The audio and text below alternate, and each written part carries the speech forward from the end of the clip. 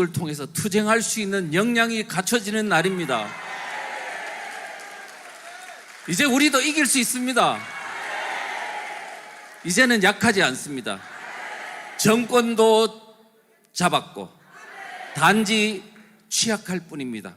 우리가 지금 조직해서 정부를 밀어주고 우리가 투쟁할 역량만 갖춘다면 절대로 우리들은 자유민주 세력이 약하지 않습니다. 6.25 전쟁 때도요, 우리 대한민국의 국민들은 피를 흘리면서 전쟁에서 이겨본 경험이 있습니다. 우리가 패배주의에 사로잡힐 이유가 없습니다. 단지 조직이 부족해서 우리가 지금까지 수세에 몰렸을 뿐입니다. 지금부터 우리는 다시 이기면 됩니다. 사실 저는요, 국가정보원에 27년간 근무를 하고 17년간 직원들을 교육시켰습니다. 사상적으로. 그러니까 국가관, 역사관, 사상관을 가르치면서 정말 대한민국 앞에 심각한 위기가 오고 있다는 걸 너무나 뼈저리게 느꼈습니다. 그런데 우리 국민들은 까마득히 위기가 오고 있다는 걸 모르고 있더라고요. 너무나 절망감도 느끼고 했습니다. 그래서 결국 제가 공무원들만 가르쳐서는 안 되겠다. 이제 국민들을 가르쳐야 되겠다. 이렇게 해서 지금 전면에 나왔습니다.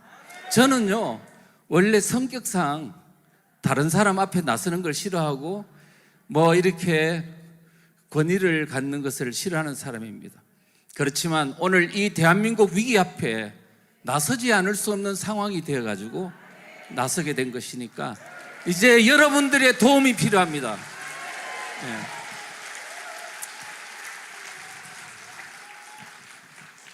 이제 여러분들 지금 시작하다 보니까 부족한 것도 많고 아직 어떻게 해야 될지도 모르겠고 아마 혼돈과 여러 가지 곤란이 있을 것으로 생각을 합니다.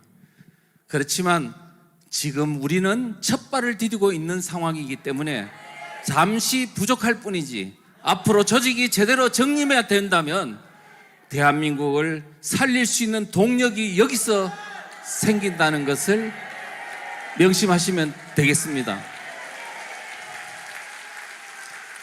오늘 제가요, 이 행사는 사실 제가 이 행사를 하기에 앞서 정광훈 목사님께 깊이 감사를 드립니다. 왜냐하면 제가 지금 주민자치기본법 공산화의 길목이라는 책을 작년 3월 달에 썼습니다.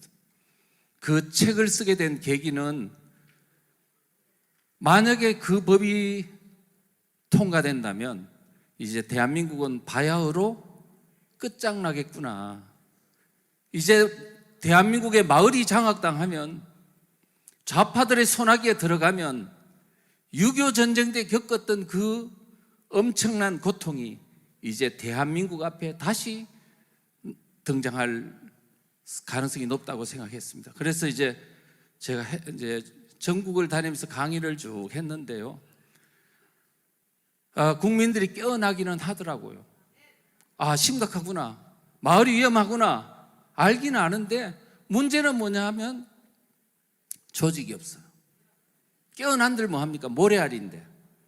그런 상황 하에서 제가 정광 목사님께서 이제 3,500개 읍면동에 모든 조직을 다 만들고 이제 조직적으로 대응하자라고 말씀하시는 탓에 제가 큰 희망을 갖게 됐습니다. 이제 여러분과 함께라면 이제 대한민국 살릴 수 있습니다. 좌파들요, 저는 지금 감히 말할 수 있는 것은 우리가 이긴다고 장담하는 이유는 그들은 속여서 세력을 모으고 있기 때문입니다. 우리가 진짜 주민들에게 다가가서 오늘날 대한민국 앞에 다가온 위기가 바로 정치 사기꾼들에 의한 체제를 전복한 세력에 의한 그런 속임수라는 걸 국민들을 제대로만 각성시킨다면, 깨우친다면 오늘 이 대한민국 위기 극복할 수 있습니다. 그들이 100년 동안 80년 동안 가깝게는 한 40년 동안 국민들을 속여가지고 지금 오늘을 혼동에 빠뜨린 그들의 실체를 우리 마을에서 여러분들이 나선다면 우리가 반드시 거기에 있는 주민들을 다 깨울 수 있습니다. 짧게 하면 6개월이면 가능하다고 생각합니다. 우리 국민들이 바보가 아닌 다음에야 북한 체제로 통일하는 세력한테 어떻게 쏟겠습니까? 돈 좀 준다고? 아닙니다. 우리가 젊은 세력들도요, 제가 강의해본 경험 5분 만에 그들의 생각을 바꾸는 것을 수없이 많이 목격했습니다. 우리가 뭐냐면 방법을 몰랐어. 그들의 생각에 뭐가 잘못됐는지를 몰랐어.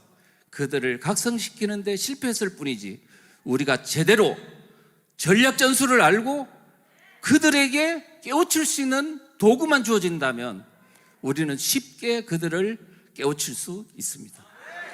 이제는 실망감이나 좌절감은 없습니다. 우리에게는 오로지 승리만 있을 뿐입니다. 그리고 여러분들은 된다, 따라 하십시오. 된다, 하면 된다, 안 되면 되게 하라. 되겠습니까? 네. 오늘 제가 2시간을 강의하고요, 내일 또 2시간을 강의하겠습니다. 자, 오늘은 강의를 뭘 하느냐 하면, 지금 우리 대한민국 앞에 심각한 체제 위기가 와 있다는 사실을 여러분들에게 설명하겠습니다. 자, 설명하면 왜 하느냐, 여러분들을 깨우치기 위한 측면도 있지만 이거를 잘 습득하셨다가 마을에 가서 이웃 주민들에게 잘 설명하시라고 제가 설명하는 겁니다. 그러니까 제가 뭘 하고 있는 거냐, 시범 강의하는 거라고 생각하시면 될 것 같습니다. 자, 그리고 지금 제가 오늘 강의하는 이 내용은 우리 자유마을 홈페이지에 지금 이 내용을, 파워포인트를 올릴 생각입니다. 여러분들이 마을에서 이제 대표자들이시니까 이 내용을 가지고 잘 숙지를 하시고 이 내용을 가지고 주민들에게 설명을 하시면 됩니다. 자, 이 내용을 어떻게 하냐면, 여러분 스마트폰 있죠? 스마트폰에다가 이 카톡에다가 올리든지 아니면 사진 같은 데 올리는 방법이 있지 않습니까? 올려가지고 필요한 부분을 설명하시면 됩니다. 그래서 다 강의하는 것은 어렵지 않아요. 여러분들께서 읽어보시다가 이 사람한테는 이 부분을 설명하면 되겠다 하는 것을 이렇게 설명하면서 다 익히면 돼요. 여러분들은 머리가 좋잖아요. 성경도 다 외우시는 분인데 이거 못 되겠어요? 그 다음에 여기 이 파워포인트 내용에 간략하게 옆장에다가 이 내용을 어떻게 설명하는지 핵심 내용들을 제가 적어가지고 바로 올릴 테니까 여러분들이 그냥 쓰시면 됩니다. 여러분들이 지금 연구까지 하라고 말씀드리지 않겠습니다. 제가 연구한 내용을 여러분들에게 간단 명료하게 설명할 수 있는 능력을 갖춰드리겠습니다. 그냥 설명하시면 됩니다. 그러고 혹시 부족한 부분이 있으면요, 이렇게 하면 됩니다. 나도 잘 모르겠는데 내가 생각할 땐 이렇다고 봐, 뭐 이렇게 하든지, 아니면 잘 모르겠으면 나도 잘 몰라, 같이 연구하자, 이렇게 겸손한 태도로 하면 됩니다. 그런데 그냥 모르면서 아는 척하고서 뭐 거품 물고 이야기하다가 실수를 하고 마음의 상처를 입히면 되겠습니까? 안 됩니다. 모르면 모른다고 이야기를 하고 쿨하게 하면 됩니다. 그 다음에 많이 설명할 생각하지 마십시오. 얼마만 하면 된다? 5분만 하면 됩니다. 아닙니다. 30초만 하면 됩니다. 너무 이렇게 어렵게 생각하시면 안 됩니다. 내가 나가서 그들과 다퉈야 된다, 그들을 설득해야 된다는 그 부담을 모두 떨쳐버리십시오. 그냥 읽어보시라고 말하는 것만으로도 훌륭한 성과를 거둘 수 있다고 생각합니다. 자, 그러면요, 이번 시간은 대한민국의 체제 위기의 실상을, 얼마나 심각한 위기에 처해 있는지를 제가 설명하고, 내일 2시간은 실제 마을에서 무슨 일이 일어나는지, 앞으로 좌파 세력들은 대한민국의 마을을 어떻게 장악하려고 하는지 그 실상을 여러분들에게 설명하겠습니다. 그러면 여러분들은 그 내용을 듣고 익히고 외우고 해서 가장 핵심적 포인트가 뭔지 하나씩 설명하면 됩니다. 첫날 안 되면은 이튿날 하면 되고, 이튿날 안 되면은 한 달 뒤에 하면 되고, 한 달 뒤에 안 되면 6달 뒤에 꾸준히 하면 됩니다. 귀에 박히도록 이야기를 하면 됩니다. 단지 웃으면서 즐거운 마음으로 그렇게 하시면 모든 게 다 성공할 수 있습니다. 우리의 전쟁은, 체제전쟁, 사상전은요, 사람들의 마음을 얻는 전쟁입니다. 그런데 사람의 마음을 얻지 못하고 하면 아무리 설득하는 데 성공했다라고 그런 실패하는 전쟁입니다. 지금 이 전쟁은 무력전도 아니고 육박전도 아니고 바로 생각의 전쟁입니다. 그래서 여러분들은 연세 드신 분들이 정말 잘할 수 있습니다. 80 먹은 노인분들이 더 잘할 수 있습니다. 이제 젊은 사람들을 설득하고 안고 이렇게 모든 것을 사랑하는 마음으로 앞으로 대한민국을 이끌어갈 정말 청년들에게 내가 살아온 경험상 우리 대한민국 앞에 이와 같은 불행한 사태가 일어나서는 안 된다는 것을 손잡고 눈물을 흘리면서 그들을 위해서 기도하면서 설득하면 다 성공할 수 있습니다. 이렇게 말씀을 드리고요. 그럼 강의를 시작하도록 하겠습니다. 물을 좀 먹고 해도 되겠습니까?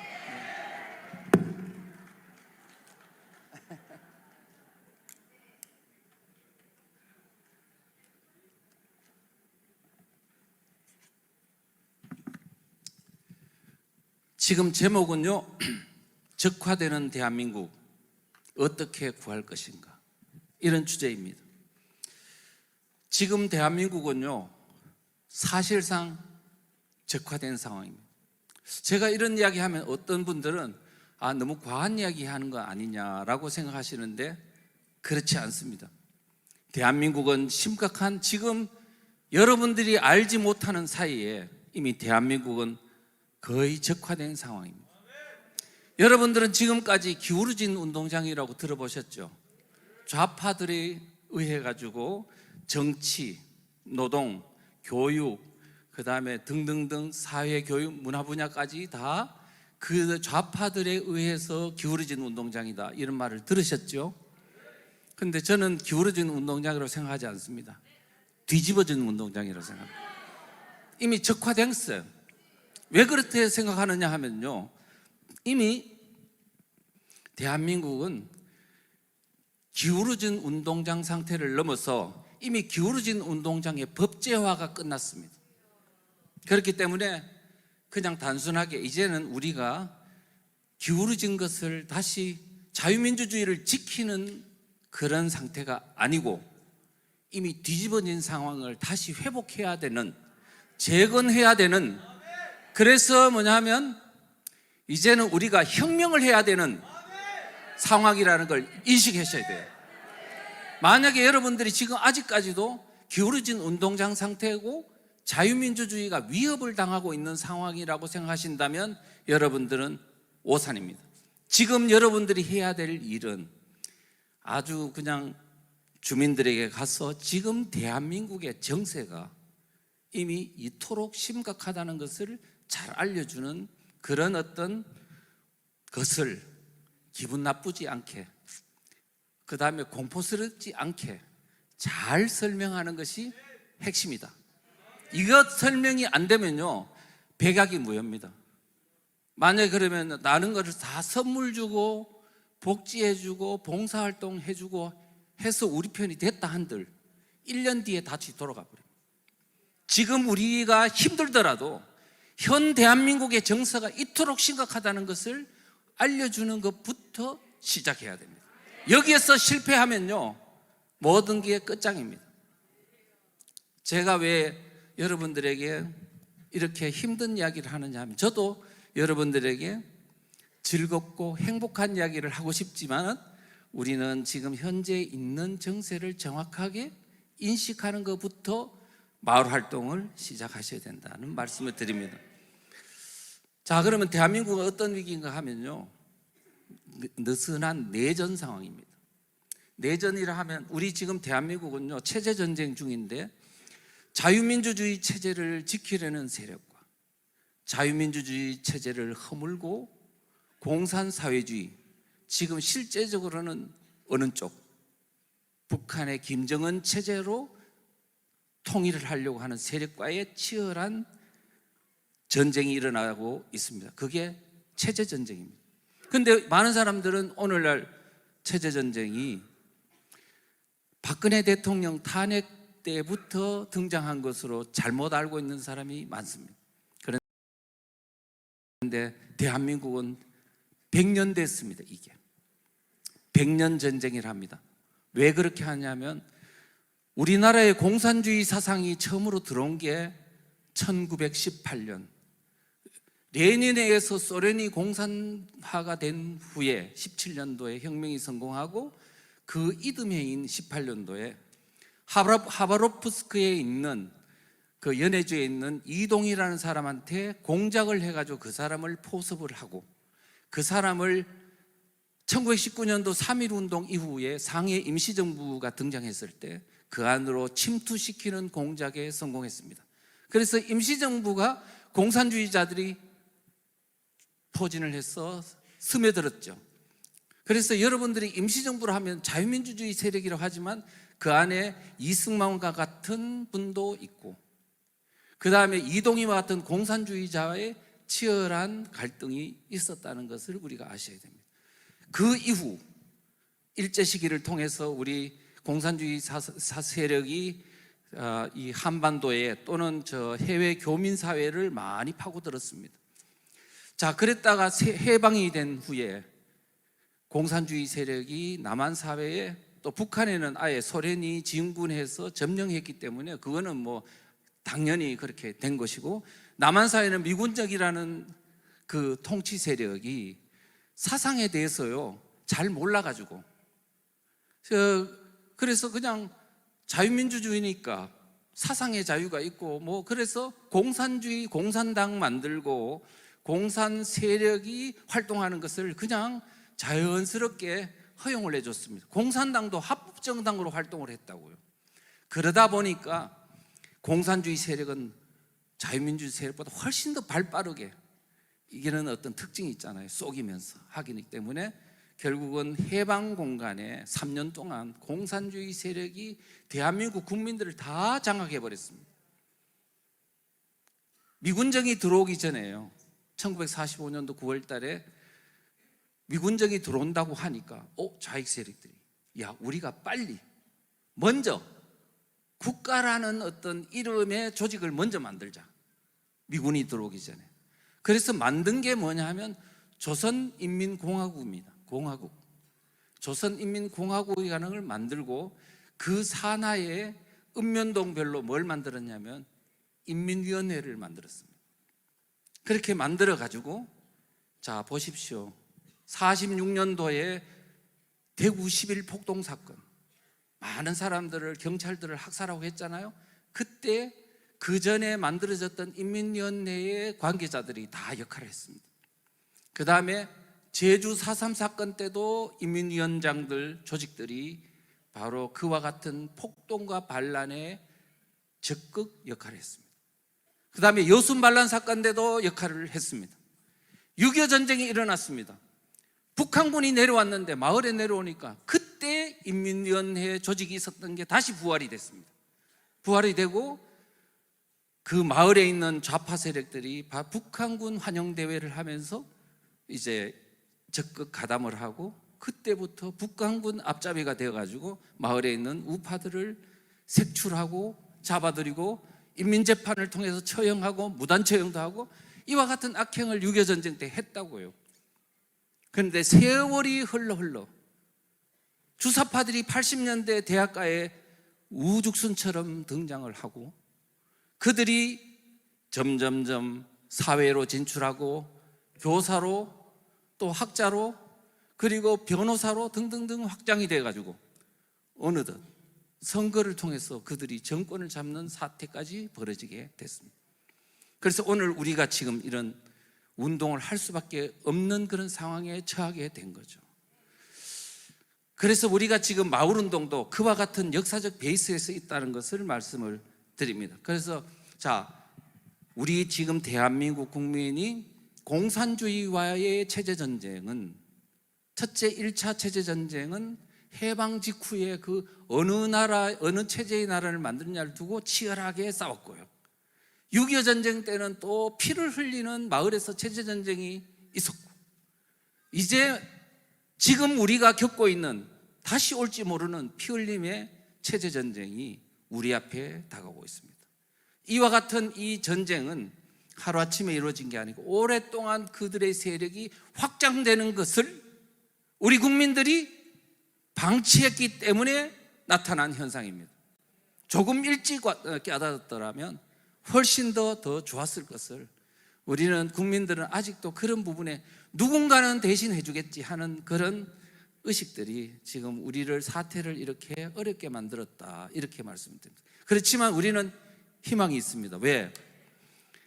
지금 우리가 왜 이런 이야기를 하냐 하면, 이미 우리가 이 광화문 운동을 통해서요 정권을 차지했잖아요. 이제 마을을 위에서 장악했고 밑에 마을만 장악하면 되는 거예요. 국민들을 깨우기만 하면 됩니다. 저는요,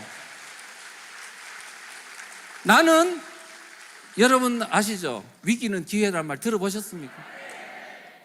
아니 지금 왜 이렇게 어려운데 왜 그렇게 생각하냐면, 어렵기 때문에 국민들이 이게 뭐야 그러면서 놀라가지고 지금 우왕좌왕하죠. 이때 바로 체제 위기를 설명하기에 가장 좋은 절호의 기회라는 거죠. 그리고요, 사실은요 이와 같은 국민 깨우기 운동은요, 저는 많이 해봤으니까 정말 그때는 너무너무 답답했어요. 그래서 저는 이미 15년 전에 2008년도 광우병 파동이 있을 때, 이거 대한민국이 이제 큰 위기에 봉착했구나 생각하고 책을 썼죠. 반대세의 비밀, 그 일그러진 초상이라는 책을 쓰고 그걸 가지고 이제 했는데, 군을 가르쳐도 경찰을 가르쳐도 심지어는 국정원 직원들도 이 사태의 심각성을 모르는 사람들이 많았어요. 국민들은 어땠을까요? 더더군다나 그냥 즐기는 거죠. 골프장에 가고 여행 가고 그러면서 이런 좋은 세상이 어딨냐, 이런 어떤 투였어요. 그런데 지금 그런 가운데 우리 검은 그림자가 서서히 다가오고 있다는 걸 국민들은 너무 모르고 있었던 거죠. 그런데 지금 박근혜 탄핵이 있고, 그 다음에 이제 저는 공포에 살아가는 자체가 너무 공포스러웠어요. 방법도 안 보이고 해법도 안 보이고, 도대체 국민들은 이 정도 되면 깨어나야 되는데 깨어나지도 않고. 그런데 2019년도 6월 8일 날 청와대 앞에서 정광훈 목사님이 드디어 등장을 하셨어요. 네. 그런데 말씀하신 게 뭐냐면 나라 망했다예요. 그러니까 많은 분들은 그 뜻이 뭔지 잘 모르는데 저는 정확하게 알았어요. 거기다가 목사님은 확실히 성령의 감동에 따라서 말씀하시는 것 같았어요. 저는 신앙이 좀 부족하기 때문에 알 길은 없고, 그런데 왜냐하면 찝는 그 본질을 아시기 때문에 그렇게 생각했습니다. 문재인은 간첩이다. 이 화두가 지금 대한민국의 대통령인 그 사람이 간첩과 같은 사상을 가졌다는 걸 정확하게 짚고, 이것을 통해서 국민들을 깨워야만 이 나라의 위기가 극복된다는 걸 아시더라고요. 그래서 미친 자에게 운전대를 맡길 수 없다는 본해포의 글을 쫙 이야기하시면서, 그때는 그 미친 자가 누구였어요? 근데 요새는요 바꿨더라고요. 김정은이로 바꿨더라고요. 어떻게 하셨을까? 문재인이가 사라지면 그 문재인 배후에는 뭐가 있다? 김정은이가 있다. 지금 오늘날 대한민국의 체제 위기는 내부의 문제가 아니고 바로 북한의 대남 공작이 80년 동안 이루어진 결과에 따라서 조정된 것이다. 오늘 우리가 지금 현재 여러분들이 마을에서 알려야 할 것은 바로 그겁니다. 우리의 지금 현재 전쟁은 체제 전쟁이다. 대한민국 세력과 반대한민국 세력 간의 체제 전쟁이다. 자유민주주의가 지켜지냐 아니면 북한 체제로 흡수되느냐, 이 전쟁인데, 이 전쟁에 반대한민국 세력의 배후에 누가 있다? 김정은이겠다. 북한을 괴멸시키지 않으면 오늘날 이 대한민국의 체제 위기는 극복이 된다 안 된다? 그럼 우리는 어떻게 해야 된다? 싸우고 북한을 허물어뜨려야 이 모든 전쟁이 종결된다. 우리가 지금 이것을 여러분들도 알고, 마을 사람도 알게 해야 되는 책임이 바로 여러분들의 두 어깨에 있다. 지금은요, 힘으로 하는 거 아닙니다. 말로 하는 겁니다. 따뜻한 가슴으로 하는 겁니다. 이제 여러분들은 그렇게 하시면 됩니다. 저는 여러분들은 너무 잘하실 수 있다고 생각합니다. 여러분들은 지금까지 신앙생활을 하면서 사실은 많은 다른 사람을 전도하고 설득하는 능력을 다 갖췄고, 이미 그와 같은 어떤 사상적 기반을 이미 교회 성경적 교리로 이미 다 습득이 되어 있습니다. 이제 조금만 응용하면 됩니다. 그래서 가능하다고 생각합니다. 자, 그렇게 하시고, 그 다음에 지금 우리가 여러분들이 잘 모르시는 것 중에 하나는, 지금 대한민국이 지금 사회주의라고 하면요, 이야기부터 할게요. 여러분들은 대한민국에 체제 위기가 왔다, 그 다음에 자유민주주의가 파괴됐다고 하면요, 많은 사람들이 이 무슨 소리 하는 거야? 내가 생각할 때는 자유민주주의가 잘 지켜주고 있는데 지금 이 사람은 약간 너무 극단적이야? 아니면 극우 세력이야? 이렇게 말하는 사람이 있습니다. 근데요, 심지어는 아주 그런 분야에 박식한 학자들조차도, 그 다음에 그런 분야의 연구를 능력을 갖춘 사람조차도 그렇게 착각을 하는 겁니다. 지금 그만큼 오늘 지금 대한민국에 있는 현 정세의 판단을 못하고 있다는 뜻입니다. 자, 그러면 우리가 지금 자유민주주의가 지켜지는 게 아니고 자유민주주의 이미 허물어지고 사회주의 체제로 지금 반체제 세력들한테 이미 체제가 전복됐다고 하는 근거가 뭐냐는 겁니다. 여기에 대한 설명이 좀 있어야 되겠죠. 그래서 저는 어떤 생각을 하냐면 이렇습니다. 지금 여러분,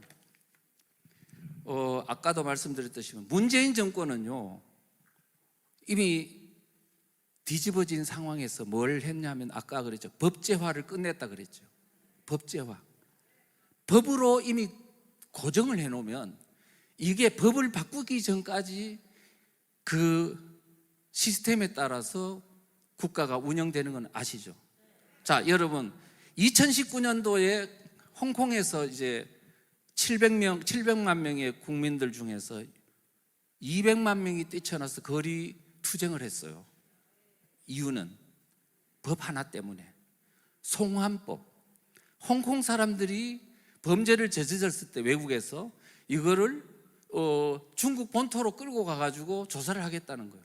그러면 홍콩 시민들의 인권, 자유에 대한 권리가 침해를 당할까요? 안 당할까요?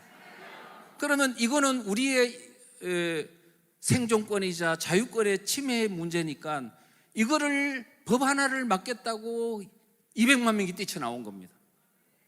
그런데 지금 문재인 정부 때는 법이 몇 개 바뀐지 아십니까? 4025건. 4025건.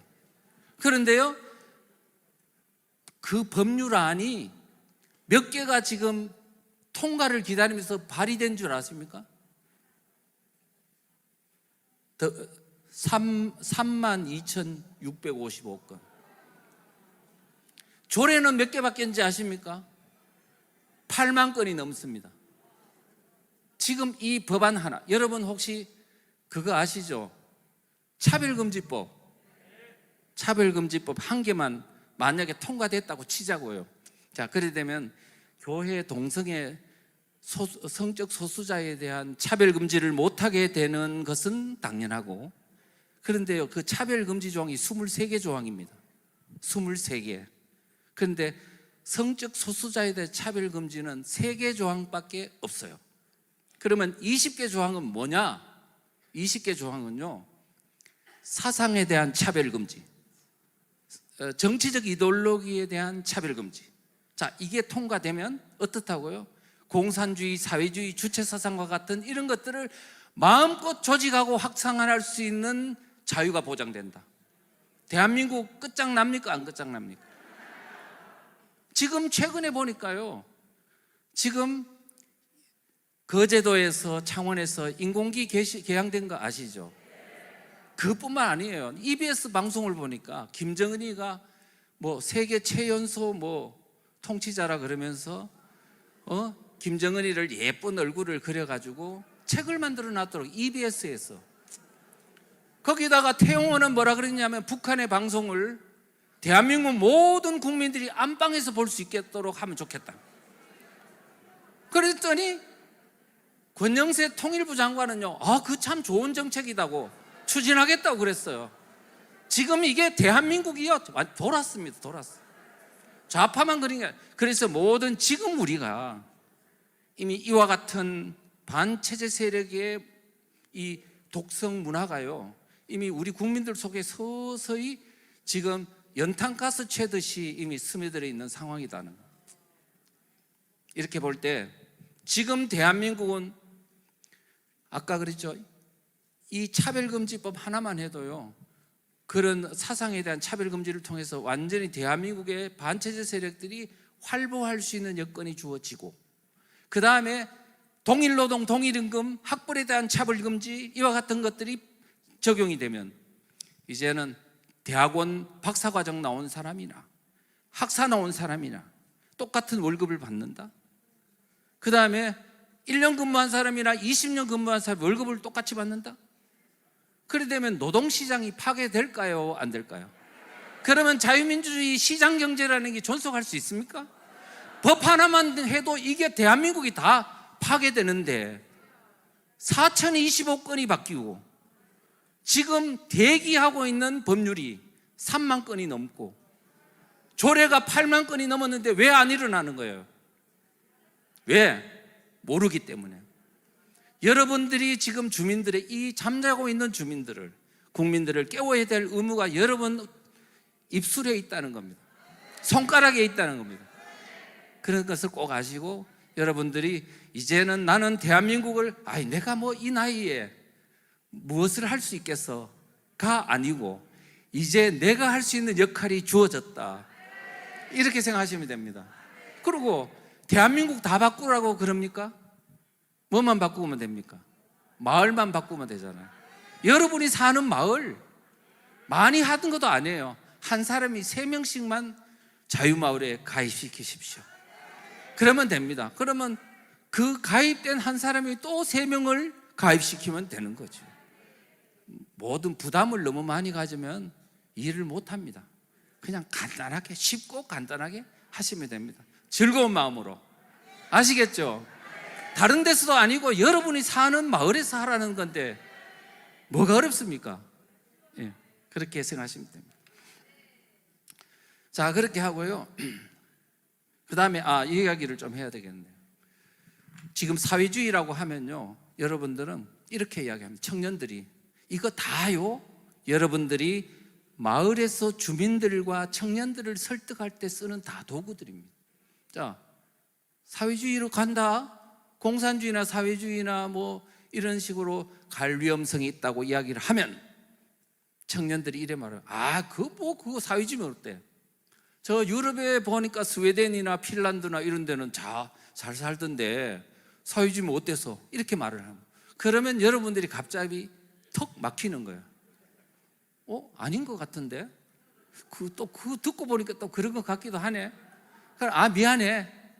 그때부터 성질이 나는 겁니다, 또. 야, 임마! 북한에 봐! 이렇게 이야기를 하죠. 그래서 여러분들은 어떻게 하냐. 이 사회주의라는 말이 헷갈리게 되어 있는 요소들이 있다는 걸 아셔야 돼요. 자, 사회주의는 3가지가 있습니다. 하나는 혁명적 사회주의, 하나는 민주적 사회주의, 하나는 사회민주주의, 약칭 삼인주의라고 합니다. 자, 앞에 두 개 말고 일단 삼인주의, 세 번째 삼인주의를 이야기를 하면요, 삼인주의는 전향된 사회주의입니다. 전향을 했다고요. 그래서 유럽에 있는 영국의 노동당이나 독일의 삼인당이나 이런 데는 이미 과거 사회주의가 이제는 틀려먹었다고 인정을 하고 이제 자유민주주의로 전향된 사회주의입니다. 그래서 복지를 한다든가 노동자의 권익을 보호하는 쪽으로 하기 때문에 그것은 그렇게 자유민주주의하고 함께 갈 수 있다 없다? 있다. 전향했기 때문에 파괴하려고 하지 않아요. 그런데 앞에 두 개, 혁명적 사회주의와 민주적 사회주의는 자유민주주의를 파괴하려고 한다 안 한다? 한다. 그러니까 위험해요 안 해요? 위험하다. 그런데 혁명적 사회주의는 무엇이고 민주사회주의는 무엇이냐 하면 혁명적 사회주의를 일컬어 공산주의라고 합니다. 혁명을 통해서 이 사회를 뒤집어 엎고 사회주의 체제로 만들려고 하는 것을 혁명적 사회주의라고 합니다. 그 다음에 민주적 사회주의는 뭐냐? 혁명을 통해서 사회주의 체제로 바꾸는 게 아니고 뭐를 통해서? 헌법과 법률에 따라서 선거를 통해서 합법적인 방법으로 이 체제를 바꾸는 겁니다. 그러면 합법적인 방법으로 체제를 바꾸면 사람들은 이거는 원래 국민들의 뜻에 따라 의회의 결정에 따라 그렇게 해서 법률을 바꿔가지고 체제를 바꾸는 거니까 이거는 괜찮지 않아? 자유민주주의가 지켜지는 거 아니야? 아닙니다. 결과는 사회주의입니다. 혁명을 통한 사회주의, 공산주의 방법으로 사회주의를 가는 것이나 합법적 방법으로 사회주의를 가는 것이나 이루려고 하는 사회의 모습은 어떻다? 같다 다르다? 같다. 그러면 다 위험해요 안 해요? 그렇다고 공산주의가 무조건 혁명만 하느냐? 아니라는 거예요. 합법을 가장한다는 거야. 단적인 예로 여러분들이 북한이 공산화됐죠. 북한이 공산화될 때 제일 먼저 공산주의가 되면 뭘 해요? 사유재산을 뺐잖아요. 자, 46년도 2월 달에 북조선 임시인민위원회가 만들어졌습니다. 그리고 다음 달에 25일 만에 토지개혁을 실시했어요. 그래서 토지개혁령을 제정해서 바로 그 25일 만에 지주들이 갖는 땅을 다 뺏었어요. 뺏어가지고 농민들한테 오정부 기준으로 나눠줬습니다. 나눠주는데 소유권을 준 게 아니에요. 그냥 경작권만 준 거지. 그런데 그럼에도 불구하고 북한 사람들은 너무 좋아가지고 내 평생의 소원인 토지 갖는 소원을 김일성 수령님이, 수령은 아니죠, 김일성 위원장이 줬다 이래가지고 그냥 모두 김일성 지지로 돌아섰죠. 자, 그렇습니다. 토지개혁령이란 법을 통해서 뭐 했다고요? 토지를 뺏었다고요. 그 다음 7월 달에 중요산업 국유화령을 발동해서 중요 기업들 있잖아요, 다 국유화시켰습니다. 자, 그런데 결국은 법에 따라 한 거라니까요. 그러니까 우리가 결과는 뭐냐면 지금까지 북한이 세계 최악의 인권국가로 모든 자유권이 다 박탈당하고 동토의 땅에서 고통받고 있는 이유는 그때 그 어떤 체제를 만드는 과정이 합법적인 것으로 포장을 하다 보니까 이게 마치 정상적인 개혁인 줄 알고 있다가 그냥 당해버린 겁니다. 지금 여러분들은 오늘 지금 문재인 정부가 그 법을 만들고 수도 없는 법을 만들어가 다 지금 이렇게 바꿔나가는 과정에서 왜 가만히 있었냐 하니까 체제가 바뀌는 줄 알았으면 저항했겠죠. 체제가 바뀌는 줄 모르고 자유민주주의 방식이 유지되면서 사회개혁을, 적폐 문제를 개혁하는 줄 알았기 때문에 가만히 있었던 겁니다.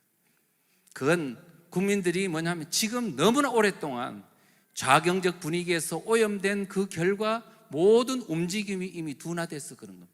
판단력이 상실됐다고요. 이제 앞으로 우리는 바로 그 오염된 그런 사회를 이제 다시 찬물과 김치 국물을 자꾸 이렇게 해가지고 연탄가스 챈 사람들이 이제 빨리 깨어나도록 해야 되는 게 여러분들의 임무라는 겁니다. 네.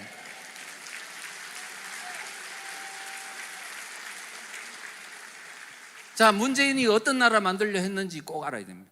여러분들은 지금 이 문제를 아시지 않으면 앞으로 국민들을 설득할 때 많은 난관이 있을 겁니다. 문재인 대통령은요, 사실은 운명이라는 책을 2010년도에 썼습니다. 11년도에. 그때 책을 보면은요, 뭐라고 되어 있냐면, 베트남전 73년도에 베트남에서 미국이 철수했고 75년도에 공산화됐잖아요.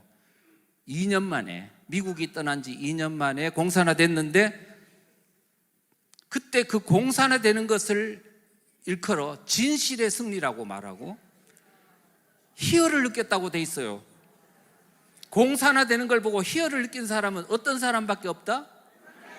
그의 사상이 공산주의 사상? 그렇지 않고서는 절대로 이런 말을 할 수가 없는 거죠. 그때 베트남의 공산화를 통해서 죽은 사람이 얼마인데, 그렇죠? 그 다음에 뭐냐면 이것도 있습니다. 노무현 정부 때 제일 아쉬웠던 게 뭐냐 그랬더니 국가보안법을 폐지 못한 것이 가장 뼈아팠다고 그랬습니다. 간첩을 잡는 법을 폐지 못한 게 가장 뼈아픈 거는 그의 사상이 어디에 있다는 겁니까? 그렇죠. 우리가 이런 것들을 반드시 지적해 주셔야 된다. 그 다음에 2012년도는요, 문재인 대통령이 12월 달에 대선의 대통령 선거에 나오던 해입니다. 8월 달, 대선 직전 8월 달에 김대중 전 대통령 3기 추도식에 참여해서 뭐라고 말했냐면요, 남북 국가연합 또는 낮은 단계 연방제를 꼭 실현해서 그분 김대중 대통령이 6.15 선언에서 밝힌 통일의 길로 나가고 싶다. 연방제 통일을 수용하겠다는 겁니다. 지금 적화 통일의 방법인 그 교묘한 김정일이라 만든 가장 사악한 통일 방법 속임수, 이거를 수용해서 통일하겠다는 그의 꿈은 어떤 꿈입니까? 우리가 이런 것들을 꼭 염두에 두십니다. 2012년도 대선 있었죠. 문재인 대통령이 후보로 나왔죠. 그런데 그때 선거 캐치프레이즈가 뭔지 아십니까? 사람이 먼저다야. 사람이 먼저다? 사람이 우선이다? 이거는요, 북한의 주체 사상의 변종입니다. 이거를 대선은 후보에서 캐치프레이즈 썼다는 뜻은 국민들에게 알게 모르게 북한의 연방제 통일이 가능한 이념 상태로 만들어 놓기 위한 고도의 심리적 전략이다 볼 수 있습니다. 이런 것들을 여러분들이 분명히 아셔야 된다는 거예요. 그 다음에 대통령이 됐습니다. 되고 나서 평창올림픽에서 그런 말을 했죠. 정광훈 목사님께서 항상 많이 이거를 거론을 가장 먼저 하셔가지고 국민들을 깨웠습니다. 정말로 중요한 얘기입니다.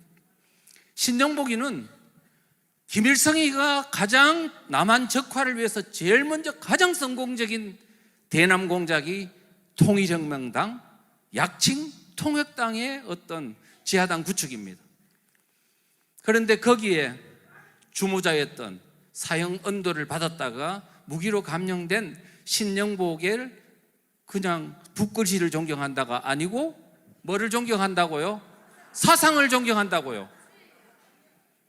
그러니까 지금 뭐냐면 김일성이가 그렇게 심려를 기울여서 했던 통역당의 사상을 존경한다는 뜻은 그의 사상이 어디에 있다는 것입니다. 이런 것들을 이해하셔야 된다는 말씀을 드리고요.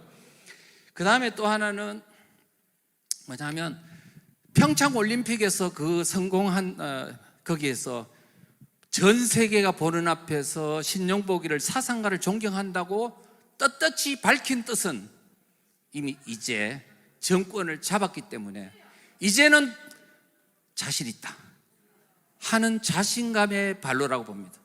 얼마나 위험한 상황이었어요. 그리고 나서 어디로 왔냐면 그때 김정은이의 동생 김여정이와 그 다음에 북한의 형식적 통치자였던 김영남을 대동해서 청와대를 가서 청와대에 바로 신영복이 글씨 앞에서, 붓글씨 앞에서 사진을 찍었습니다. 그런데 여러분 뒤에 있는 글씨가요, 한자로 통할 통자 한일자입니다. 그런데 한일자를 가만히 보시면 이 모양이 무슨 모양입니까? 한반도기죠, 한반도. 그 다음에 통할 통자는요, 이겁니다.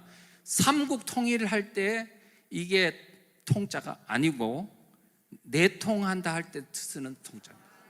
북한과 내통해가지고 통일을 이루게, 한반도의 통일을, 적화 통일을 이루겠다는 그 신영복의 글씨 앞에서 사진 찍었더니 김영남이가 그 앞에서요 펑펑 울었다는 거 아닙니까? 왜 울었을까? 그 눈물의 의미가 무엇인가요? 수령님께서 돌아가셨지만 수령님의 평생 뜻이었던 남한의 적화 통일을 이루기 위해서 통역당을 만들고, 그 통역당의 신영복이를 이렇게 추모하는 글씨 앞에서, 그것도 청와대에서 전 세계가 보는 앞에서 신영복이를 존경한다는 발언한 직후에 얼마나 감격스럽겠습니까? 우리는 지금 이 그들의 눈물의 의미를 생각하지 않으면 안 된다는 겁니다. 네, 그렇게 마치고요. 자, 그 다음에 이제 문재인 정권의, 문재인 대통령 개인의 어떤 사상은 차치하고, 그 다음에 그것이 바로 문재인 정권 5년 동안 도대체 어떤 나라를 만들려고 했는가, 이것을 우리가 알아야 됩니다. 지금 여러분들이 이것을 알면 굉장히 주민들을 설득하기가 좋습니다. 자, 그 평창 올림픽에 있었던 2018년도 2월 달, 그리고 다음 달인 3월 달에 더불어민주당 문재인 정권이 헌법을 개정하려고 초안을 발의를 했어요. 그런데 그게 결국은 저지됐어. 왜? 대구에 있는 어떤 작은 교회 목사님이, 그래서 이 헌법 이상한데? 이거 어떻게 된 거야? 그래가지고 변호사들한테 찾아다니면서 이 헌법이 갖는 의미가 뭐예요? 어떤 문제가 있는 거냐고 물어가지고 하나씩 전단지를 만들었어요. 그리고 이 전단지를 가지고 그때 그분의 기분이 어땠냐, 공포스러웠대. 분명히 나는 구속될 거야, 그런 생각을 가지면서 교회 이런 쪽으로 이렇게 전파를 했더니 교회에 많은 목사님들이나 교인들이 야, 이거 심각하네, 그래가지고 막 그거를 전파하고, 또 우리가 우파 단체들이 전파하고, 이렇게 해서 결국은요 헌법이 저지됐습니다.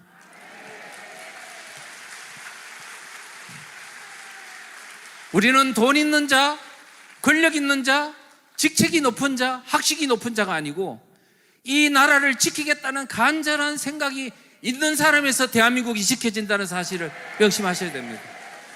바로 그게 바로 여러분들입니다. 여러분들이야말로 지금 이 멀리서 오셨잖아요. 저 부산에서도 오시고 목포에서도 오시고 다 오셨죠. 여러분들은 분명히 여러분들 속에 지금 대한민국을 지켜야 된다는 간절한 열망이 그 속에 있습니다. 바로 여러분들이 그 열망이 대한민국을 지키는 겁니다. 돈이 아닙니다. 권력도 아닙니다. 오로지 모든 권력을 다 치고 지금 우리 대한민국이 가야 될 길을 지키겠다는 그 열망이 오늘 대한민국 여러분들을 여기에 모셨고, 바로 그것이 대한민국을 지킬 것입니다. 절대로 실패하지 않습니다. 자신감을 가지십시오. 네, 그렇게 하시고요. 그래서 지금 그 헌법안을 왜 보느냐, 지금. 지금 헌법안을 보면 문재인 정권과 그 좌파 세력들이 어떤 나라를 만들려고 하는지를 그 속에 대답이 있기 때문입니다. 지금 만약에 그들이 다음 총선에서 200석을 한다면 바로 그와 같은 헌법을 만들 겁니다. 지난번에 이재명 후보가 대통령이 됐다면 바로 그 헌법으로 나라를 만들 것이기 때문에 우리는 그것을 지나간 일이라고 무시하면 된다, 안 된다? 안 되죠. 그래서 우리는 지금 현재 그거를 다시 봐야 된다. 자, 그러면요, 한번 볼게요. 문재인 정권 거기 헌법을 보면요, 저는 그 헌법 보고 제일 먼저 충격 땅 받은 게 헌법 1조. 헌법 1조는 대한민국의 상징적 조항이잖아요. 대한민국은 민주공화국이다. 모든 권력은 국민으로부터 나온다. 예? 주권은 국민에게 있고 모든 권력은 국민으로부터 나온다. 이런 상징적 대한민국의 정체성이 거기에 녹아 있습니다. 그런데 거기에 3조를 추가를 했는데요. 어떻게 했냐면 대한민국은 지방분권국가를 지향한다고 딱 되어 있어요. 저는 그거 보고 이거 앞으로 이 문재인 정권은 지방분권이라는 지렛대를 가지고 대한민국 체제를 바꾸려고 하겠구나 하고 저는 다 바로 간파했습니다. 그래서 이제 우리가 이런 걸 보면서 그렇게 생각했고요. 그 다음에 또 뭐냐 하면 자유민주적 기본질서라는 그 중요한 용어에서 자유자를 뺐더라고요. 자유자를 뺐다가 반발이 일어나니까 몇 시간 만에 다시 자유자를 집어넣었어요. 그러면 자유자를 뺀 이유는 뭘까요? 자유민주주의를 폐지하겠다는 거예요. 그럼 뭘로 만들겠다? 인민민주주의로 가겠다. 이렇게 되는 거잖아요. 그런데 자유자를 왜 또 넣냐? 자유자를 넣어도 자유민주주의는 사상의 자유가 있기 때문에 공산주의, 사회주의도 허용해야 된다는 식으로 이미 자유민주주의를 완전히 흐늘흐늘하게 만들어놨기 때문에 있어도 지장 없다야. 아시겠습니까? 자유민주주의가 자유자 들어간 게 큰 의미가 없다는 얘기입니다. 지금은. 자, 그 다음에는 또 뭐냐면 기본권 향유 주체를 국민에서 사람으로 바꿨더라고요. 아니, 대한민국 국민은 신체의 자유를 갖는다.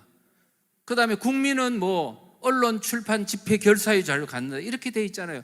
국민이 대한민국 헌법에 보장된 권리를 향유하는 주체 맞습니까? 그런데 이거를 사람으로 바꿔놨더라고. 왜 사람으로 바꿔놨지? 사람이면 중국인도 사람이고 이슬람인도 사람인데 이거를 사람으로 바꾼 이유가 뭐냐 이거예요. 그렇게 보니 지방자치회에 지금 보십시오. 외국인을 주민자치에 들어와서 활동할 수 있도록 했죠.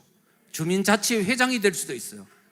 이렇게 대한민국의 지금 중요한 어떤 그런 권리를, 국민들이 가져야 될 권리를 외국인도 넣기 위한 목적이 있었다는 게 이제 드러났습니다. 또 하나는 사람으로 넣는 이유는 사람이 우선이다. 사람이 사람 중심, 이와 같은 북한의 주체 사상을 국민들한테 퍼뜨리기 위한 내용을 헌법 내에 포함시켜 버린 겁니다. 여러분 이걸 한번 보십시오. 그 당시에 문재인 정권이 등장한 후에 고속도로에 다니다 보면은 사람이 우선이다는 팻말 보셨습니까? 아니, 고속도로인데 차량이 우선이지 어떻게 사람이 우선입니까? 맞아요, 안 맞아요? 근데 왜 사람이 우선이다 고속도로에 그러면 거기서 말이 돼요, 안 돼요? 어떤 이유가 있을 거예요. 자, 그리고 길을 다니시다 보면 사람 중심 경제, 사람 중심 경영, 사람 중심 행정, 사람 중심 도시, 이런 거 보셨습니까? 사람 중심 말이 우리 국민들 속에 너무너무 여기 봐도 사람 중심, 저기 봐도 사람 중심, 주체 사상. 북한 헌법에 보면 사람 중심이라는 말이 북한 헌법에 들어가 있는 겁니다. 그거를 대한민국 모든 국민들이 다 매일매일 보도록 만들었으니 도대체 이 대한민국을 어떤 나라로 만들기 위한 것입니까? 용서할 수 있어요? 근데 왜 갑자기 그 용어가 사라졌냐고요? 바로 2019, 제가 추정한 데는 2019년도 말에 광화문 집회가 있었잖아요. 100만 명 조국 날리고 이게 완벽한 게 아니었네? 안 되겠다, 빨리 끌어내린 거지. 여러분, 그들의 행동을 잘 보십시오. 이제 우리가 과거를 잊으면 돼요, 안 돼요? 절대로 안 됩니다. 우리는 잊지 말아야 합니다. 우리 우파들은요, 과거를 잘 잊고 이렇게 말을 해요. 야, 지나간 과거를 자꾸 묻지 마. 이미 지나간 거야. 현재가 중요해. 아닙니다. 좌파들은 항상 과거를 이야기합니다. 해방 공간에 때 어땠다, 이승만은 어땠다, 독재했다, 박정희도 독재했다, 그러면서 끝없이 과거를 들먹여 가지고 그들이 유리한 나라 환경을 만들어 나가고 우리를 공격해가 무력화시킵니다. 이제 우리도 어떻게 해야 된다고요? 이제는 과거 역사를 통해서 그들의 과오를 낱낱이 파헤쳐야 된다고요. 절대로 잊으면 안 됩니다. 네. 그 다음에 지금 헌법에 보니까요, 근로자라는 용어를 노동자로 바꿨네요. 근로자라는 말은 자유민주 시장경제 용어라면, 예, 노동자는 마르크스 용어죠. 양심의 자유를 사상의 자유로 바꿨네요. 양심의 자유하고 사상의 자유가 틀려요, 같아요? 틀리죠? 사상의 자유가 보장되면 어떻게 되는 건가요? 공산주의, 사회주의, 주체사상, 이런 정치적 이데올로기를 마음껏 선전하고 연구하고 조직하고 활동하고 할 수 있다. 이런 나라를 만들려고 했어요. 우리가 여러분들은 문재인 정권이, 주사파가 주도하는 문재인 정권이 이 나라를 어떻게 만들려고 하는지 절대로 잊어서는 안 됩니다. 머릿속에 꽉 박아 넣어야 됩니다. 여러분들은요, 사상이 굉장히 어려운 부분인 것은 맞습니다. 그런데 저는 왜 이렇게 쉽게 이야기를 하려고 하느냐 하면, 이렇게 어려운 사상들을 어마어마하게 정치, 경제, 사회, 문화, 법, 모든 영역, 북한 등등 사람에 대한 것까지 다 보려면 무지하게 어려운 분야예요. 그렇지만 계속 물었어요. 저는 본질이 뭐냐, 본질이 뭐냐, 핵심이 뭐냐, 계속 묻다 보니까 핵심이 딱 내 눈앞에 나타나더라고요. 뭐냐? 바로 대한민국은 지금 체제전쟁 중이다. 이제 국민들은 이 대한민국의 자유민주주의를 지키기 위해서 행동해야 된다. 이런 거죠. 그래서 제가 오늘 이 얘기하는 것들은, 제가 오늘 강의하는 거, 내일 강의하는 거, 두 개만 확실하게 익히면 오늘날 대한민국 앞에 닥치는 모든 위기의 본질을 이해할 수 있고 설득할 수 있습니다. 복잡하게 생각하지 마십시오. 네. 그렇게 하시면 되고요. 네.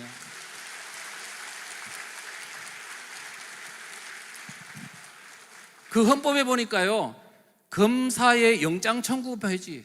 아이고, 이번에 윤석열 대통령이 당선된 직후에 검수완박이라 해가 검찰 수사권 완전 박탈한 거 아시죠? 이게 헌법에 들어가 있네요. 검찰을 죽여버리겠다고. 그게 따라서 한 겁니다, 이거는. 그 다음에 검경수사권 조정, 아이고, 그것도 있네요. 검찰의 권력을 모든 걸 박탈해가지고 경찰한테 주겠다는 거예요. 여러분 아시죠? 국정원의 대공 간첩 잡는 수사권을 박탈해가지고 경찰한테 준다 했잖아요. 맞아요, 안 맞아요? 그런데 그거 경찰로 이관한 거 아닙니다. 그건 뭐냐?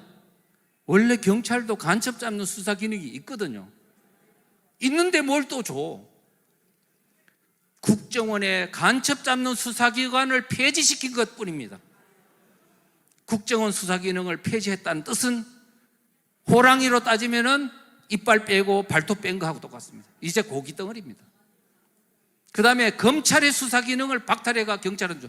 그러면 경찰이 대공 간첩 잡는 기능도 경찰이 해.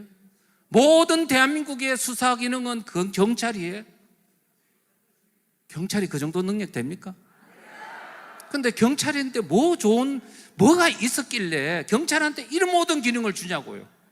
이게 지금 마을에서 자치경찰제가 바로 그렇게 한 이유입니다. 이미 그들의 손아귀에 경찰 권력이 들어갔다는 거예요. 12만 경찰 중에요, 4만 명 이상이 되는 자치경찰이 이미 그 컨트롤 역할이 좌파 세력이 장악하고 있습니다. 우리가 이런 걸, 이 사상 분야를 쭉 보고 나면요, 현재 그들이 무엇을 하려고 하는지가 눈에 쫙 다 보여. 그런 것들을 아시면 되겠습니다. 그 다음에 요거는 이제 넘어가고요.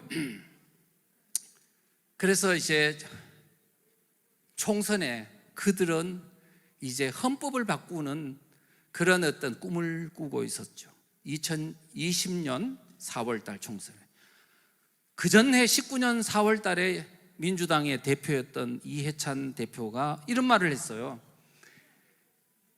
260석을 차지하겠다고. 그리고 그렇게 해서 50년 집권을 하겠다고. 여러분, 이런 나라에 살고 싶습니까? 아니, 300명 중에 260석을 차지하겠다는 뜻은 부정선거 하겠다는 뜻으로 이해되지 않습니까? 이게 자유민주주의를 지키겠다는 겁니까? 이와 같은 체제를 무너뜨리겠다는 의지를 뭐냐면 그 더불어민주당 대표가 할 정도면 그 당의 정체성은 무엇일까요? 우리가 지금 이런 결국은 뭐냐면 사람이 중요한 게 아니고요, 당의 정체성이 중요합니다. 이런 것들을 우리가 아셔야 된다는 말씀. 고든창 이야기는 넘어가고요. 지금 우리가 지금 여러분들이 반드시 알아야 될 사항은 대한민국의 지금 체제 위기 상황이 오게 된 배후에는 북한이 있다는 걸 절대로 잊어서는 안 됩니다. 그래서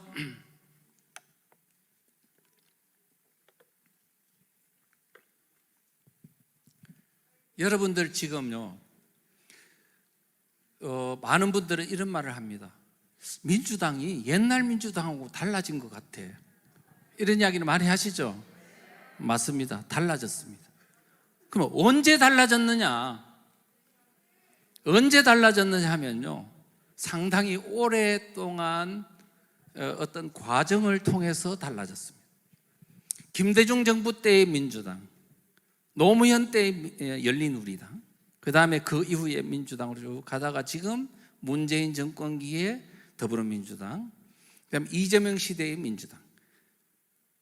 대체로 제가 볼 때는 계속 악화되어 왔습니다. 그런데 그 전까지만 해도 잡탕 정당이었거든요. 그러다가 완벽하게 좌파 정당으로 확 기울게 된 결정적 계기는 제가 판단컨대는 2012년도입니다. 2011년도. 대선을 앞두고 문재인이가 그렇게 만든 겁니다. 그건 분명히 북한의 대남 공작하고 관계가 있습니다. 어쨌든요, 자, 잠깐만요. 자, 그러면요, 지금 대한민국, 여러분들은, 저는 이렇게 생각합니다. 대한민국이 세계 몇 위의 국가입니까? 경제 10위 국가고, 지금 어쩌면은 한국 사람들이 향유하고 있는 이 자유 또는 복지 혜택이라든가 경제적인 어떤 이 멋진 나라에 사는 이 어떤 그 행복감은 실제 미국 사는 사람들보다도 더 향유 정도가 높다고 해요. 맞아요? 자, 맞아요. 그런데 지금 어떻게 돼가지고, 그러면 문재인 정부가 소위 말하면 우리 이번에 김문수 지사가 김일성주의자라고 했죠. 그러면 주사파라는 얘기 아닙니까? 그러면 주사파가 지금 이 대한민국 문재인 5년 동안 지배한 거 맞습니까? 자, 그러면 반체제 세력이잖아요. 반체제 세력이 혁명을 통해서 정권을 잡았나요? 선거를 통해서 정권 잡았나요? 선거를 통해서 정권 잡았잖아요. 국민들이 표를 찍었잖아요. 이재명도 표를 찍었잖아요. 도대체 무슨 일이 있었길래 이런 일이 있냐? 저는요, 부정선거의 요소도 있지만 기본적으로 이제 이야기하자면 그렇습니다. 저는 제가 아는 한 세계 자유민주주의 역사에서 후진국이나 중진국이면 그런 가난한 사람들을 선동해가지고 선거로 좌익 세력이 정권을 잡는 게 가능합니다. 그런데 뭐 옛날에 칠레라든가 아엔데 정권 70년대 또 베네수엘라라든가 그거 가능하잖아요. 근데 우리나라 같이 세계에서 지금 경제 12대국에서 문화 향유 수준을 따지면 뭐 거의 한 5, 6등 정도 되는 이런 나라에서 또 세계에서 학벌이 가장 높고 IQ가 가장 높은 대한민국에서 반체제 세력한테 국민들의 다수가 표를 던져가지고 정권을 잡는 일이 있습니까?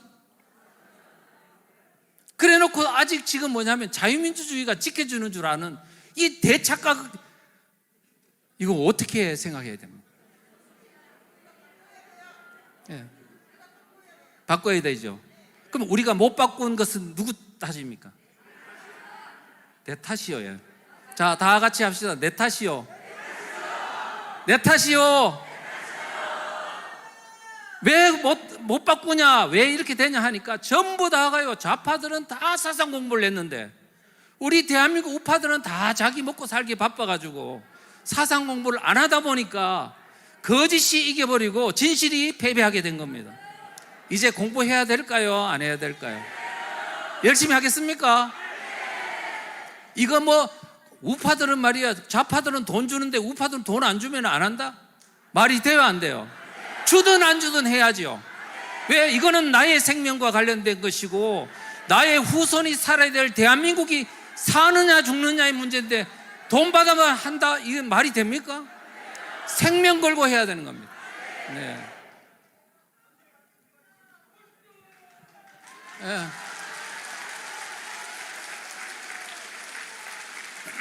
감사합니다. 아니, 여러분들께서 이렇게 호응해 주실 줄 몰랐습니다. 앞으로 이거는 제가 감사합니다.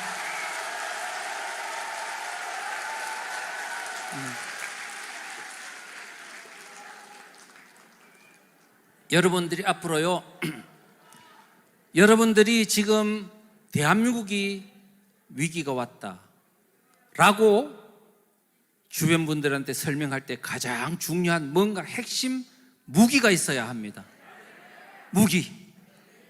저는 제가 지금까지 강의를 수도 없이 많이 하면서 어떤 무기가 가장 효과적이더냐라고 물으신다면 바로 북한의 대남 공작에 의해서 선거로 정권이 넘어갔다는 사실을 말하고 싶습니다. 그거예요. 자, 그러면 한번 제가 설명을 해볼게요. 지금 이거는 시범 강의라고 제가 그랬습니다. 여러분들이 지금 제가 강의하는 중에 그런 핵심적인 사항들을 잘 습득하셨다가 공부를 또 하시고 오늘 영상이 아마 여러분들이 참여하셨으니까 그 느낌을 계속 또 들으시고 몇 번쯤 들어야 될까요? 완전히 머리에 박힐 때까지 그거를 한 100회쯤 들어버려요. 예? 그리고 소책자 읽으시고 그 다음에 꼭 제가 나중에 추천해 주는 책을 이 반체제 세력의 반대한민국 세력의 실상을 알리는 책을 제가 쓴 게 있습니다. 그거를 꼭 다 읽으시고 완전히 성경처럼은 아니지만 완전히 익히십시오. 그러면 이제 여러분들의 입에서 나가는 불의 화살이 바로 주민들을 다 깨울 것입니다.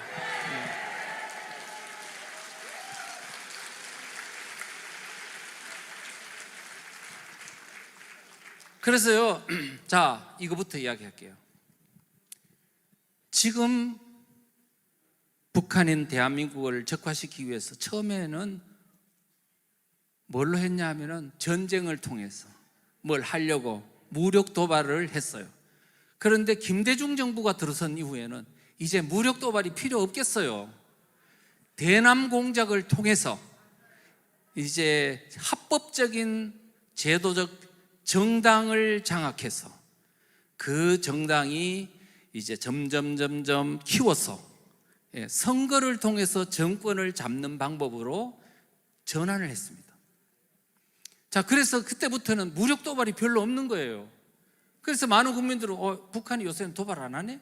안 하네? 이제는 도발 안 해도 되는 상황이 왔으니까 안 하는 거죠. 자, 그래서 2000년도 1월 달에 민노당이라는 정당이 만들어졌어요. 자, 그런 이후에 이제 북한의 지령에 따라서 또 남한 내에 있는 종북 세력들의 합의에 따라서 전략의 실천에 따라서 이제 뭘 하게 됐냐면 주사파들이 저 충북 괴산에 가면 군자산이라고 있는데요, 거기에 보람원 수련원이라는 곳에 한 700여 명이 전국연합의 대표자들이 모였습니다. 모여가 회합을 했어요. 그 회합의 이름을 이른바 일명 군자산의 약속이라고 합니다. 그 회합한 내용은 뭐냐면, 자, 이제 우리가 주사파들이 이제 합법적 정당으로 진출하자, 본격적으로 이제 민노당을 장악하도 들어간다, 이렇게 결의한 것이고, 그 다음에 민노당에 들어가서 당권을 3년 내에 잡는다, 잡은 후에 10년 내에 정권 잡는다, 그리고 북한하고 연방제로 적화통일한다, 이렇게 결의한 것이 바로 군자산의 약속입니다. 제가 그것을 봤을 때 처음에는 이 사람들이 지금 약간 정신이 돌았나? 이런 생각이 들었어요. 왜? 지금 민노당은 그 당시 만든 지 1년밖에 안 되는 신생정당에다가 국회의원 하나도 없는 정당이었잖아요. 그런데 거기에 들어가서 당권을 장악한다? 뭐 그건 그렇다고 쳐. 그런데 그 정당을 가지고 2012년 대선에서 정권을 잡는다? 정권을 잡아가지고 북한하고 연방제로 통일한다고 하는데 그게 가당키나 한 얘기였을까요? 말이 안 되잖아요. 그런데 2012년 대선을 보고 저는 너무너무 놀랐어요. 정권 잡을 뻔 했으니까. 여러분 지금 이해가 안 되시는 모양이네요. 자, 그러면 제가 설명을 해드릴게요. 자, 우선은 그 과정을 설명해 드릴게요. 2006년도에 무슨 사건이 있었냐면 1심회라는 간첩단 사건이 있었습니다. 그 당시에 노무현 정부 때였고 국정원 원장은 김승규 그 장로님이 국정원장이었죠. 노무현 대통령이 잘못 넣은 거지. 그래서 이분은 신앙심이 두터웠고 이거 간첩을 안 잡네? 안 잡는 게 아니라 못 잡도록 하는 거죠. 그래가지고 빨리 잡어. 그래가지고 수사를 해서 1심회라는 간첩단을 적발했습니다. 근데 거기도 수많은 압박이 있었다고 합니다. 자, 그런데요, 근데 그 사건에, 1심의 사건에 다른 건 다 치우고 핵심적 선거와 관련된 사항을 딱 뽑아보면 이렇게 되어 있습니다. 자, 북한의 대남 공작 기관이 자, 민노당 안으로 민노당 안에 간첩을 심어가지고요, 최기영 사무부총장, 이정훈 중앙위원 같은 사람들을 집어넣어서 그 사람을 통해서 민노당 내에 있는 당직자 300명 명단을 북한으로 가져갔습니다. 그럼 북한에서 이제 그때부터 지령을 하는 겁니다. 당대표는 누구 시켜라, 사무총장은 누구 시켜라, 북한의 대북 접촉창구는 누구로 해라. 그런데 그들이 다 누구냐 하니까 이석기 그룹 아십니까? 경기동부연합 그 멤버들을 다 넣으라는 거야. 왜냐하면 지금 종북 세력이라고 하는 주사파 중에서 가장 북한에 대해 충성도가 높은 사람이 그들입니다. 목숨 걸고 혁명을 했던 사람이거든요. 그 사람들을 보고 당권을 잡아가라고 그렇게 했습니다. 그렇게 했고, 그 다음에 뿐만 아니고요, 지금 이게 신문에 다 나온 내용입니다만은, 자, 1심의 사건에 이거 이제 내용이 있고요. 그 다음에 경기동부연합으로 하여금 서울시당을 장악하라는 지령이 다 있었어요. 이거 신문에 다 나온 내용입니다. 자, 그래서 결국은 뭐냐면 1심의 사건의 본질은 북한이 남한에 있는 이석기 그룹 경기동부연합으로 하여금 당권, 민노당에 있는 당의 본부를 장악하게 하고 시당 하부 조직을 장악해서 완벽하게 그들의 손아귀에 넣으라 하는 지령에 따라서 성공한 공작이 바로 1심의 사건입니다. 자, 그래서 당권을 이제 그때 장악했습니다. 자, 그리고 세월이 흘렀습니다. 그런데 그게 나중에 1심의 사건에 들통이 나가지고 그 안에 사실은 민노당을 만든 세력은 누구냐 하면은 PD 계열이거든요. 여러분, PD 계열이 1심의 사건의 때 그 이후에 이제 내부 분열이 일어나 가지고 결국은 주사파들은 거기에 이제 안방을 완전히 차지해 버리고 원래 주인이었던 PD 계열은 그 집을 뛰쳐나가 가지고 진보신당을 만들었어. 노회찬, 심상정 이런 사람들입니다. 이런 어떤 분열이 있었습니다만 이석기 그룹은 그 민노당을 완전히 장악하고 그리고 2012년 대선을 승리를 위해서 직행을 했습니다. 어떻게 했냐? 다시 북한의 공작이 또 일어났습니다. 뭐냐 하면 왕재산이라고 인천 중심으로 활동하던 왕재산이라는 간첩단이 있었습니다. 거기에 북한의 지령이 있었는데 김덕용이라는 주모자의 노트북이 그 북한의 지령물을 안 지우고 가만히 그냥 다 놔두고 있어가지고 국정원 수사국에 의해서 그게 다 적발이 됐어요. 그래서 그 내용이 신문지상을 통해서 다 드러났습니다. 자, 그랬는데 그 내용이 뭐냐 하면요, 이런 내용이 있습니다. 뭐라고 되어 있냐면 북한의 지령사항입니다. 민노당을 중심으로 진보대 통합정당을 구성하라. 이제 소위 민노당만으로는 안 되니까 더 큰 정당을 만들어라, 확장 개업하라는 얘기죠. 그래서 그 정당을 만드는 것을 2011년도 10월 이내에는 만들어라 지령을 했습니다. 그리고 그때 국민참여당, 노무현당 있죠. 유시민이 이끄는 노무현당, 국참당을 끌어들이되 노무현 때 잘못한 거, 이라크 파병한 거, 한미 FTA 추진한 거, 이거를 공개 반성하면 넣어줄 수 있다, 이렇게 했어요. 그런데 국참당 들어갔을까요? 안 들어갔을까요? 들어갔어요.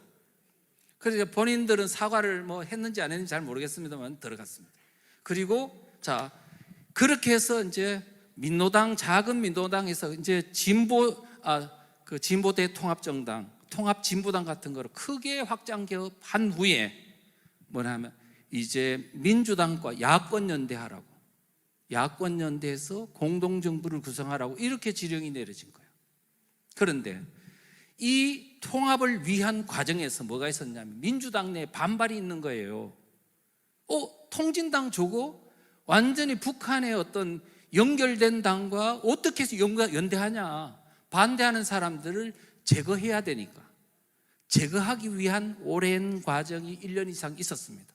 그게 뭐냐면 문성근이가 주도한 100만 밀란 운동이고 거기서 20만 명을 모아가지고 시민통합당이라는 걸 만들고 이 당과 민주당이 다시 6대4로 통합 과정을 거쳐서 민주당 내에 건전한 의식을 가진 사람 다 뽑아냈어. 그래가지고 문재인이가 대통령 후보에 나서는 그 통합으로 이제 가게 됐다는 겁니다. 그때가 이제 민주당의 성격이 많이 바뀌게 되는 그런 계기였다고 보는 것이 타당할 것입니다. 자, 그렇게 하고요, 이렇게 해서 드디어 이제 야권 연대가 가능한 준비가 끝난 게 2011년도 12월이었습니다. 그래가지고 통합진보당이 창당된 거는 12월 13일, 민주통합당이 창당 완료된 거는 12월 16일, 3일 사이에 착 만들어지고 대선에 임했습니다.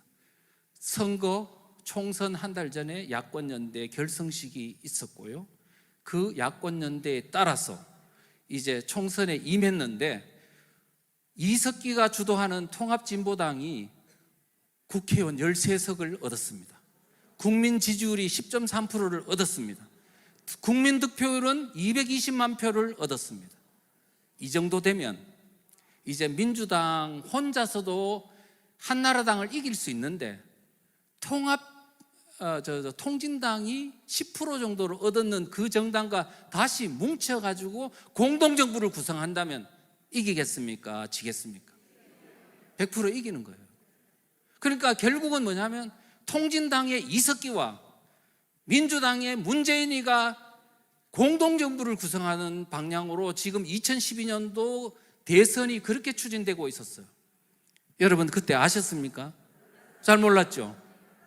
그때가 대한민국 제일 위험한 때였어요. 저는 그때 살기 싫었어요. 솔직히 매일 돌을 이고 사는 것 같았어요. 고통의 극치였어요. 그런데 하나님께서 이 무지한 대한민국 국민들의 기회를 한 번 더 주시더라고요.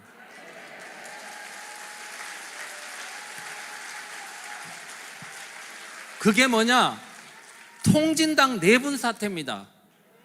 바로 총선 다음 날 5월 달에 통진당 비례대표 부정 문제에 이석기가 당선돼 전부 다 부정이었어요. 그래가지고요, 그 사태 때문에요, 내분이 일어나자 언론에서 그게 막 이제 들통이 난 겁니다. 그렇게 해서 결국 그때 많은 신문들이 통진당 내부에 무슨 문제가 있는지를 다 이렇게 언론에 노출되다 보니까 결국 대한민국이 국민들이 저 통진당이 심각한 문제가 있구나 하는 그때서 또 안 겁니다. 그렇게 해서 지지율이 뚝 떨어져서 2, 3%까지 가니까 민주당과 야권연대가 깨지면서 문재인 단독으로 출마했고 이정희가 더 출마를 또 해서 이거 깽판을 놓더라고요.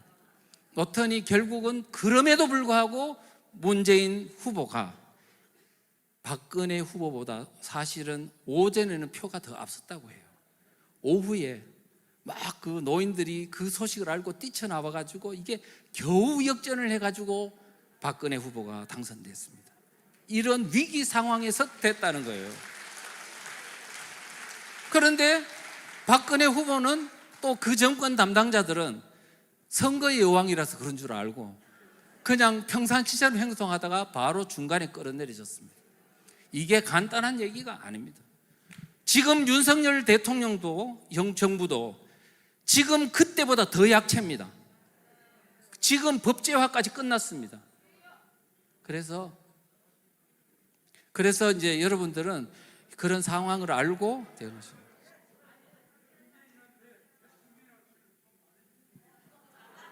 뭐라고요? 그 다음에 이제 충북 동지회가 있어요. 이제 빨리빨리 진행하도록 하겠습니다. 충북 동지회라고 작년 7월 달에 이제 발표된 사건인데요. 지금 2022년 대선거 관련된 것들이 그 충북 동지회 간첩단 사건의 적발 속에서 드러났습니다. 자, 뭐라고 되어 있냐면 그 전에 7월 18일에 북한의 공작기관에게 통신문을 보냈어요. 이 간첩단에서요. 이 지사가 누구예요? 이 지사가 민주개혁 세력의 대선 후보로 될 수 있도록 본사에서 적극 조치를 취해달라. 본사가 누굽니까? 북한의 대남 공작기구죠. 그랬더니 북한에 있는 문화교류국 본사에서 이제 답장이 왔어요. 아직 이재명이 대선 후보로 나서자면 아직 넘어야 될 산이 많다고 본다. 그가 당선되면 회사에서 바라는 통일 대통령이 될 수 있겠는가 하는 문제도 아직 결론 내리기가 어렵다. 좀 기다려라. 그런데 나중에 기다려보니까 당선이 후보가 됐네. 그럼 본사에서 어떤 결론이 내려졌다는 겁니다.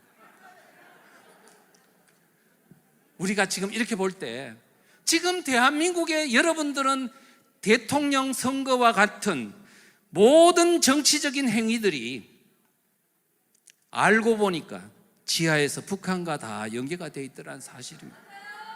이제 여러분들은 오늘날 대한민국의 정치판이 북한의 조종에 의한 측면이 많다는 것을 잊으면 될까요? 안 될까요? 여러분들이 그냥 막연하게 북한이 어쩌고 하는 것보다는 이와 같은 팩트를 가지고 하나씩 설명을 하면 된다. 근데 제가 이 자료를 준다 안 준다? 준다. 어려워요?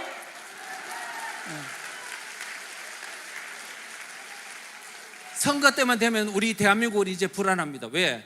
이미 거대 정당 169석이라는 정당 안에 지금 주사파들이 이미 주도권을 잡고 있기 때문에 이제는 또 아니면 뭐야? 그죠? 이런 상황이니 얼마나 불안합니까? 왜 이토록 악화되도록 우리 국민들은 여기에 무관심했냐 이거예요. 이제 우리는 한 번 발 잘못 디디면 천길낭떠지로 떨어지는 상황이라는 것을 명심해야 되는데, 그런데 지금 현재 연세 드신 분들은 많이 알고 있습니다만은 젊은 청년들은 이거를 모르고 있다는 사실이죠. 이제 우리는 누구와의 싸움이냐? 좌파와의 싸움이 아닙니다. 아니, 김정은과의 싸움임과 동시에 우리 마을에 있는 각성되지 않은 사람들을 여하이 설득할 수 있냐 없냐의 문제와의 싸움입니다. 그래서 여러분들 길 지나가다, 제가 한 번은요, 저 옛날에 광화문에 있다 보니까 중학생이 이제 길을 지나가다가 태극기 집회하는 노인네들을 보고요, 힐 끄덕으면서 이제 약간 비웃는 것 같았어요.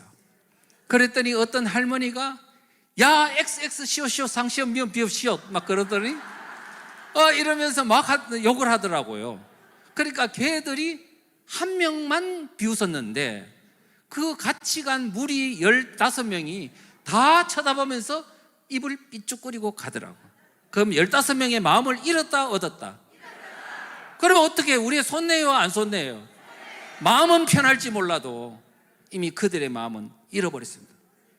그래서 앞으로 여러분들은 절대로 그런 일이 있어서는 안 된다. 지금은 한 번만 잘못되면 천길랑 떨어지는 그러한 사태에 직면해 있다는 거예요. 자, 지금 여러분들 더불어민주당에 지난 대선이 있기 전에 이낙연 후보와의 어떤 경선이 있었던 건 아시죠? 그때 뭐냐면은 당 게시판에서 이런 글이 올라왔어요. 이번 경선 결과에 따라 민주당을 지킬 수 있을지, 아니면 저 미친 통진당 세력에게 통째로 빼앗길지 결정될 것으로 보이는구랴. 이게 무슨 뜻입니까? 통진당이 2013년도 7월 달인가 거기에 이석기가 아로 사건이 터지는 바람에, 아로 사건이라 하면 북한의 김정은이 남침을 하면 내응을 해서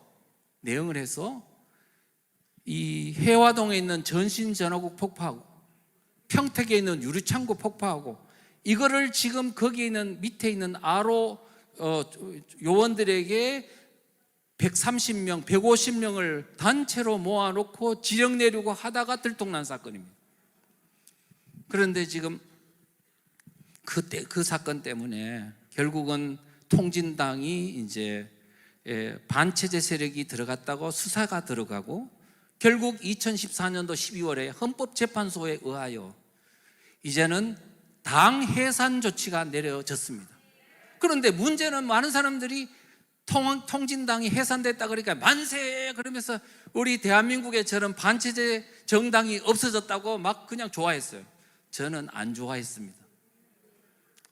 저기에 있는 종북 세력들이 과연 저 단지를 깨면 저 단지 안에 든 독극물이 어디로 흘러갈까?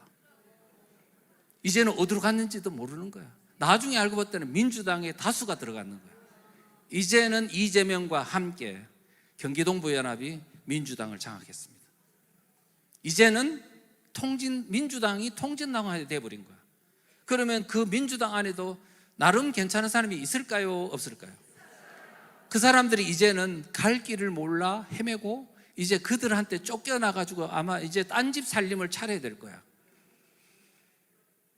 우리가 지금요 이 정도 상황입니다. 그러니까 이런 것들을 우리가 아셔야 된다는 말씀을 드립니다.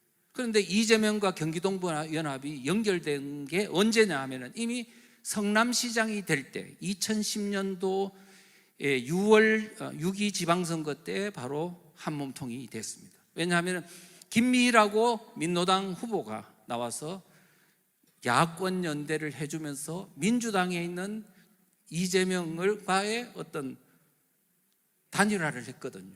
그래가지고 그 결과로 이재명이가 너끈하게 당선이 되고, 그래서 인수위원장을 바로 그 경기동부연합 소속인 김미희를 인수위원장으로 하고, 그 내에 다 경기동부연합을 포진해서 같이 성남시를 오랫동안 이끌었다. 거기에서 얻은 혜택을 가지고 이제는 이석기의 경기동부연합의 조직이 성남 용인 지역만 장악한 게 아니고 이제는 대한민국 전역에 퍼져 있다. 그래서 지금은 그들이 어디까지 장악했나? 민노총까지 장악했습니다. 그래서 이제 민노총이 그들의 손아귀에 들어가 있습니다.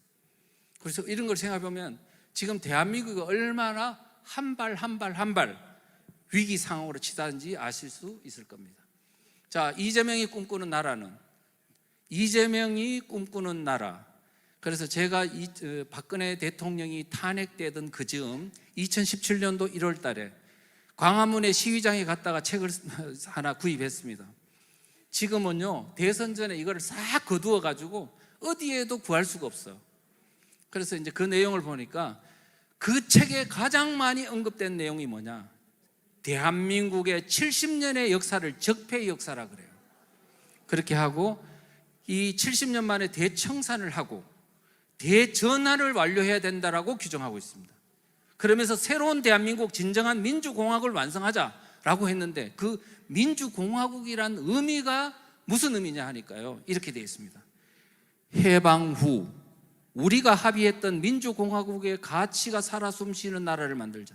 해방 후에 우리가 합의했던 민주공화국이 뭐냐? 바로 조선인민공화국입니다. 그러니까 지금 이들이 꿈꾸는 나라는 지금 대한민국 아닙니다. 대한민국은 적폐의 나라고, 그 전에 만들었던 인민공화국을 다시 부활시키는 것을 꿈꾸고 있다. 지금 이런 나라에 하고, 그러면 당연히 주한미군은 철수하는 것이고, 그 다음에 북한하고 연방제 통일은 이미 기정사실이 되는 것인데, 우리 국민들은 왜 여기에 대해서 모르냐는 거예요. 운전사를, 대통령을 뽑는다는 건 대한민국을 어디로 이끌 건지 운전사를 뽑는 건데, 이 운전사가 어떤 사상을 가지고 어디를 향해 가는지 알고 뽑아야 될 거 아닙니까? 모르고 뽑는다는 거는 대한민국을 망치겠다는 거죠. 여러분들이 만약에 가정에서 한 10억이 있다 쳐요. 그 10억을 어떤 사람한테, 내한테 해외여행을 가야 되는데 이 돈을 좀 맡기는데, 믿을 사람인지 안 믿을 사람인지 증명을 해야 돼요, 안 해야 돼요? 막 맡기면 돼요? 우리가 지금 이제는 좀 지혜롭고, 이제는 분별을 갖고 대한민국을 어떤 나라로 만들 것인지 그것을 아는 그런 게 됐으면 좋겠습니다. 자, 그 다음에 지금 마을로 가는 체제 전쟁입니다. 체제가 넘어가는데 마을을 이용해서 하고 있다는 것인데, 이제 그거는요, 우리가 내일 자세한 거는 다 말씀을 드리겠습니다. 지금 뭐냐면 주민자치회, 마을 공동체, 이와 같은 지금 좌파들이 주도하는 지금 대한민국의 하부를 장악하려는 시도가 이제 전방위적으로 일어나고 있습니다. 이제 그 안에는 이제 뭐 여러 가지 이렇게 주민자치회와 같은, 또는 경제공동체라고 해서 뭐 협동조합이니 사회적 기업이니 이런 것도 있고, 그 다음에 교육공동체라고 해서 마을 학교도 만들고 이렇게 하는 어떤 것도 있고, 그 다음에 자치경찰제도 있고, 지금 뭐 수도 없습니다. 그런데 이 몇 가지의 이런 어떤 마을을 장악하기 위한 시도는 어디에 포커스를 두고 있느냐 하면, 돈을 주고 권력을 가지고 해서 마을 주민들을 자기들의 우군화를 해서 이제 선거 때마다 그들이 표를 찍어서 이제 그들의 영구집권 체제를 만들려고 하는 것입니다. 만약에 이것이 시도가 성공을 한다면, 이제 대한민국의 하부가 장악당하면 상부 구조는 이미 자기들이 다 장악했거든요. 이제 대한민국은, 그것은 우리는 다시 돌아올 수 없는 길로 이제 대한민국 간다. 오늘 저는요, 이렇게 생각합니다. 제가요, 앞에 나서는 거 별로 안 좋아하고, 그 다음에 말하는 것도 싫어해요. 그런 사람이 왜 여기에 나서가지고 이렇게 여러분들 앞에서 뻔뻔스럽게 이야기를 하느냐 하면은, 이 마을이 실패하면, 자유마을이 실패하면 이제 대한민국은 절대로 다시 회복할 수 없습니다. 이런 절박감이 있기 때문에 제가 나선 것입니다. 네.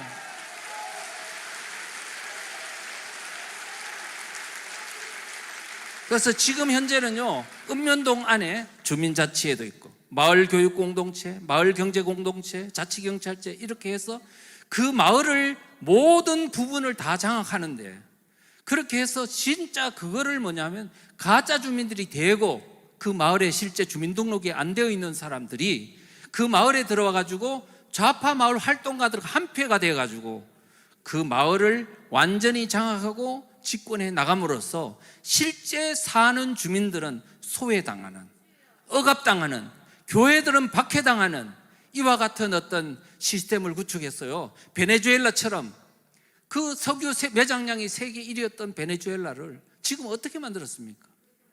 몇 년 전에요, 인플레이율이 8만 %야. 왜 이렇게 만들었습니까? 바로 그들은요, 포퓰리즘이라고 그러는데 포퓰리즘보다 더 그런 나라, 망친 나라를 계속 표를 던지는 이유가 뭐냐고요.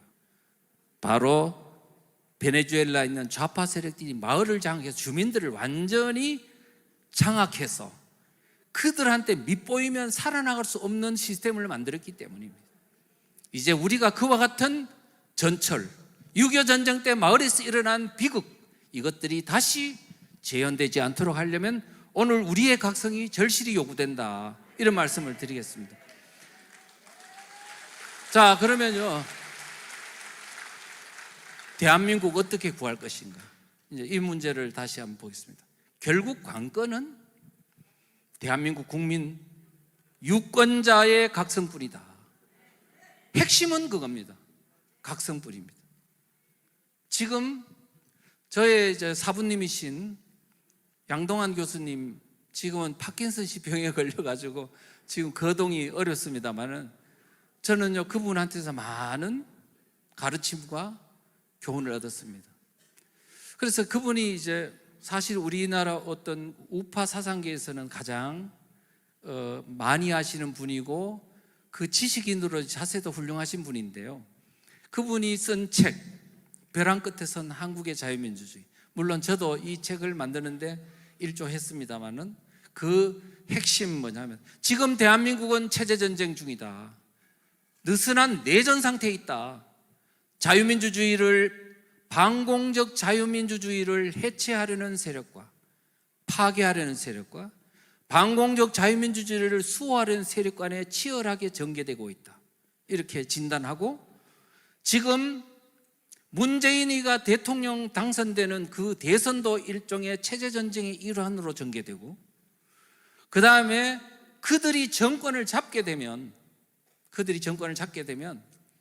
이제 헌법을 바꾸고 법률을 바꾸는 방식으로 체제를 전환하려 할 것이고, 그 다음에 나아가서는 북한과의 관계를 통해서 또 치열한 체제전쟁이 일어날 거라고 했어요.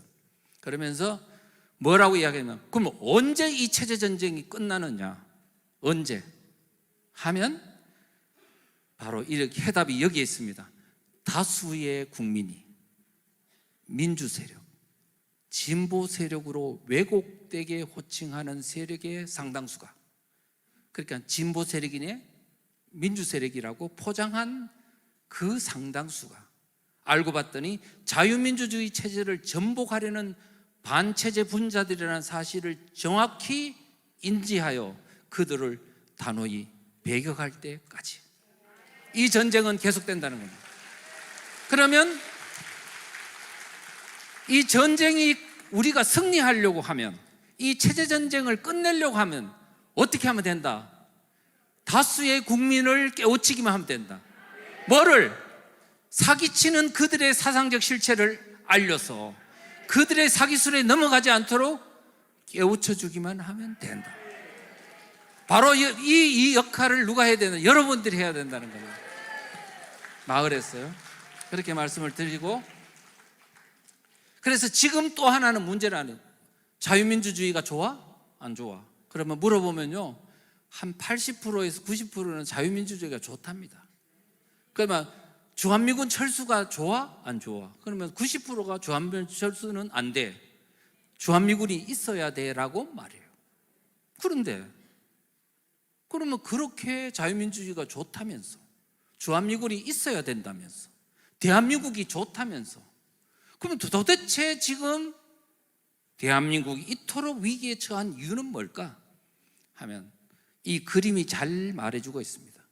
반체제 세력들은 소수이지만 그들은 사상을 아는 거로 적극적으로 줄따르기를 합니다.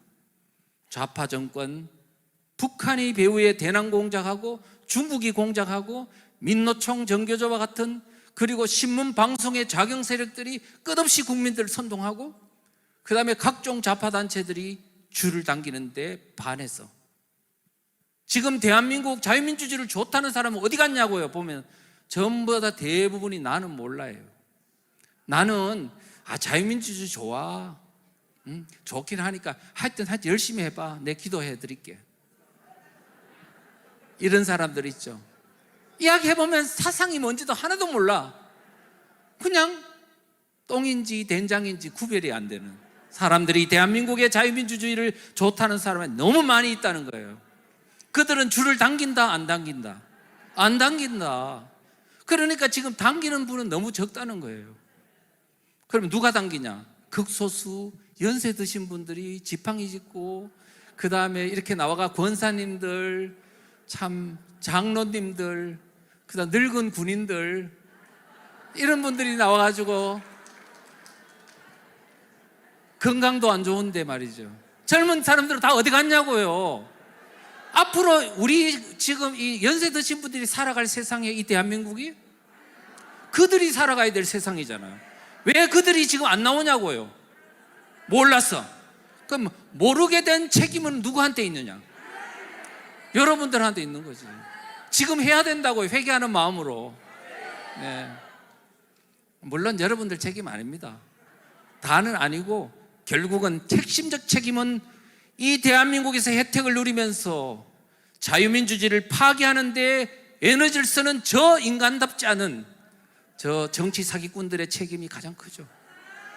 그러면서도 거기에 빌붙어 가지고 자유민주주의가 좋다고 하면서 입 닥치고 자기의 실리를 누리고자 하는 기회주의 세력들의 책임 또한 큽니다. 이제 여러분들의 책임은 순진한 책임밖에 없어요. 자, 그렇게 하고요. 이제 대한민국들은 우리 대중들에게, 바로 그들, 사상에 대해서 무지한 그들에게 대한민국은 지금 체제 전쟁 중, 내전 중임을 알리는 것을 꼭 해야 됩니다. 그래서 지금 대한민국은요, 줄다리기다. 두 개밖에 없다. 세 개의 줄이 없습니다. 제3의 줄은 없고 두 개의 줄밖에 없습니다. 한쪽은 자유민주주의. 대한민국이 체제가 수호되느냐, 아니면 북한 체제로 통일이 되느냐, 딱 두 갈래 길밖에 없어요. 왜 없다고 보느냐? 나는 삼인주의를 좋아하는데 나는 유럽식 사회주의는 좋다고 봐 라고 하는 사람이 있을지 몰라요. 근데 그 사람들은 대한민국 아래서 힘이 있다, 없다? 없다. 왜? 정당도 민노총도 모든 게 다 주사파들이 장악하고 있는데, 그들은 주사파들이 끌고 가는 줄의 협조자일 뿐이지, 그들이 새로운 세력을 형성해서 제3의 길로 깔 수 있느냐? 불가능합니다. 그들을 보고 주사파들은 뭐라고 하냐? 이 배신자들, 기회주의 분자들, 이렇게 하니까 그 사람들이 자기 사상이 전향했다는 것을, 삼인주의가 됐다는 것을 말도 못해요. 그런데 어떻게 제3의 줄이 존재합니까? 우리 대한민국은 누가 이기냐? A당이냐 B당이냐, A 후보냐 B 후보냐, 두 사람밖에 없는데 거기서 제3의 줄이 어디 있습니까? 이제 여러분들은 그와 같은 사상적 혼미의 상태에 빠진 사람들을 깨우쳐줄 의무가 있습니다. 두 줄밖에 없다는 것. 맞습니까? 안 맞습니까? 쉬워요, 안 쉬워요? 쉬워요. 그 다음에요, 중요한 얘기 하나 해드릴게요. 젊은 청년들을 제가 많이 가르쳐 봤는데, 사상적으로 혼미에 빠진 사람들을 바로 그냥 생각을 바꾸는, 방향 전환하도록 또 해봤습니다. 지금 우리 청년들 속에는 많은 정신적 혼미 상태가 만연하고 있습니다. 그런데 그것은 여러 가지 이유도 있겠지만 용어 혼란 때문에 생긴 게 많습니다. 그래서 이것을요, 저는 많이 이야기를 해봤는데, 청년들에게요, 이를 보면은 좌파들은 정치 사기꾼이기 때문에 용어를 가급적 좋은 걸 가지고 포장을 해서 그들의 실제를 감춥니다. 평화라는 건요, 그들이 말하는 평화는 자본주의가 말살된 상태, 북한이 점령된 상태를 평화라고 합니다. 진보, 통일, 자주, 민주 다 마찬가지입니다. 그래서 레닌이 말하기를 혁명에서 성공하려면 용어를 혼란시켜라, 좋은 용어를 차지해라, 그렇게 한 전략 전술에 따른 것입니다. 자, 그러면요, 이 문제를 해결하는 데 있었어요. 여러분 하나만 딱 제대로 아시면 상당히 많은 것을 이제 이길 수 있습니다. 자, 진보 세력은, 진보 세력이, 청년들이 진보 세력이 좋냐 물어보면요, 진보 세력이 60%가 진보가 좋다고 그러더라고요. 그럼 보수를 손들어야 하지 10%밖에 안 들어요. 그래서 제가 청년들 보고 그랬습니다. 진보 세력이 왜 좋냐 그랬더니 현 상태보다 나은 상태로 발전하는 것을 진보라고 사전이 되어 있기 때문에. 그래서 내가 그래서 좋아, 그건 맞아. 그런데 진보 세력이라고 하면 정치학적 용어는 공산주의 사회주의자들이 상투적으로 자기들을 포장하기 위한 용어야. 그래서 레닌도 스탈린도 김일성도 모두도 다 진보 세력이라고 그랬어. 그래서 정치학적인 용어는 진보 세력이란 사회주의 공산주의를 의미한다. 그거는 한국만 헷갈리고 있을 뿐이지 미국이나 유럽은 다 진보 세력이라 하면 아, 이건 사회주의자들이구나 하고 알아본다. 자, 그렇게 이야기해놓고 자기가 진보 세력이라고 생각해서 손들어라 그랬더니 들었을까요? 안 들었을까요? 안 들어서 2분 만에 끝나버린 거야. 야, 이렇게 나니까 진보 그룹 안에 들어가 있던 그 많은 청년들이 바로 뛰쳐나와요. 자, 이렇게 돼 있었는데 이거를 이탈하고 탈출을 하게 해보니까, 그리고 진보 세력이 뭐냐, 본질이 공산주의 사회주의라는 것을 알리는 순간에 이렇게 짜부러들더라고요. 그러면 우리 지금 대한민국이 안전화가 되려면 소위 말하면 반체제 세력, 그 텐트 안에 엄청난 세력들을 이게 이탈하도록, 분열하도록 해야 되겠죠. 그러면 진보란 용어에 썩은 청년들을 빨리 이탈시키면 됩니다. 우리가 이런 용어들을 잘 설명해 주시면 될 것 같습니다. 그 다음에 또 하나는 제가 만든 개념인데요, 대한민국 세력과 반대한민국 세력이란 프레임으로 우리가 활용을 하자. 그러면 제가 물어봤습니다. 대한민국 세력, 대한민국 긍정하는 사람들이 있다. 그 다음에 반대한민국 세력은 대한민국을 무너뜨리고 그 다음에 허물려고 하는 세력이 있다. 자, 그러면 어느 게 좋아? 대한민국 긍정 세력이 좋아? 대한민국 부정 세력이 좋아? 그러면 대부분은 긍정 세력이 좋다고 하죠. 이제 대한민국이 역사적으로 긍정적인, 지금 이재명처럼 대한민국은 적폐의 나라라고 보는 사람은요, 반대한민국 세력인 거지. 자, 대한민국을 긍정하냐 부정하냐를 가지고 사람들에게 물어보면 초등학생도 이거를 다 알더라고요. 이 좌익이냐 우익이냐, 공산주의냐 사회주의냐 이러면 사람들이 계속 헷갈리는데, 대한민국 긍정하냐 부정하냐로 물으면 헷갈릴까요? 안 헷갈릴까요? 오늘 대한민국의 역사의 혼동을 가져오는 이 용어 혼란 시대에 대한민국 긍정하냐 부정하냐, 대한민국 세력이냐 반대한민국 세력이냐는 프레임을 가지고 하면 우리가 유리할까요? 불리할까요? 그러면 게임 끝 아닙니까? 대한민국 세력과 반대한민국 세력을 우리 모든 국민들에게 다 알리자 이거야. 머릿속에 박히면요, 이 게임 끝입니다. 끝. 자, 그러면 역사의 문제는 이제 또 다음에 이야기하고요. 우리가 국민들에게 간단히 체제 전쟁을 알릴 수 있는 비법은, 자, 첫째, 모든 국민들에게 우리 여러분들이 뭘 인식해야 되는? 우리는 승리해야 돼. 승리해야 되는 이유는 우리가 정이기 때문이야. 그 다음에 승리해야 하는 이유를 명쾌하게 정립하고 주민들에게 자신 있게 접근하는 겁니다. 여러분들이 자유민주주의가 무너지고 북한 체제로 간다면 교회에 존재할 수 있어요? 신앙생활 할 수 있습니까? 우리 이런 자유를 누릴 수 있어요? 그러면 당연히 우리가 지금 하는 이 활동, 자유마을운동은 정당한 거 아닙니까? 그런데 왜 자신 없어요? 그럼 돼요, 안 돼요? 네, 할 수 있죠? 두 번째, 그런데 이 사상 분야라는 게 너무 혼란이 많고요, 혼동스러워. 그러니까 조금만 이야기하면 헷갈려 버려. 자, 그러지 말고 아까 대한민국 세력과 반대한민국 세력처럼 오늘 제가 강의했던 것처럼 모든 사태를 간단, 명료, 단순, 명쾌하게 분석하고 바라보자. 쉬워요, 안 쉬워요? 그러면 돼. 그 다음에 국민 깨우기 방법도 간단, 명료히 하자. 그래서 여러분들은 지금까지요, 너무 힘들게 사셨어. 교회에서 있잖아요, 그 동성애 반대, 차별금지법 반대, 인권 조례 반대한다고 여기 갔다 저기 갔다 얼마나 힘드셨어요. 반대해 놓으면 또 딴 데 또 발의가 되네. 여기 막아 놓으면 저기 또 발의되네. 좀 있으면 여기도 또 발의돼. 이 뭐 하자는 겁니까? 그래서 제가 이렇게 이야기합니다. 그런 수고하지 마십시오. 어떻게 하냐?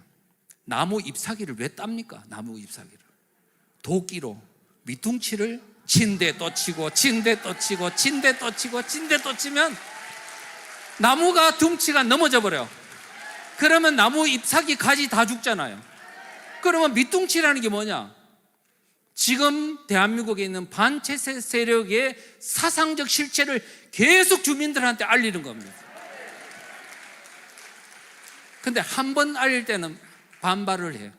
또 이야기해, 또 이야기해. 이분도 이야기해, 저분도 이야기해. 계속 이야기가 1년 내도록 이야기하면 바로 다 국민들이 머릿속에 자연스럽게 세뇌가 됩니다.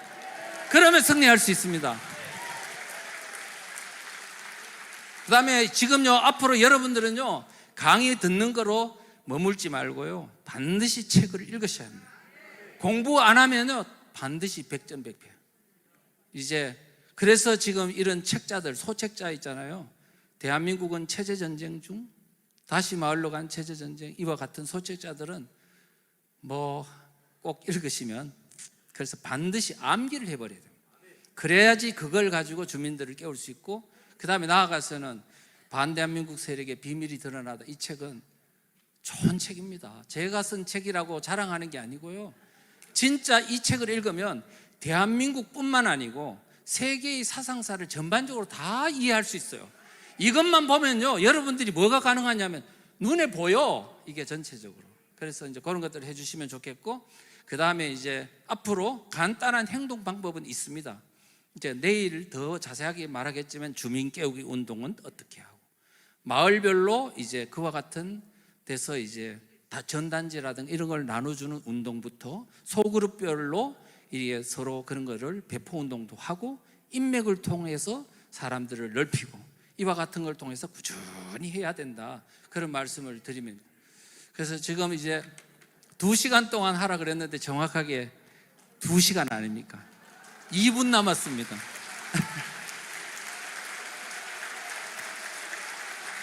자, 하여튼 감사하고요.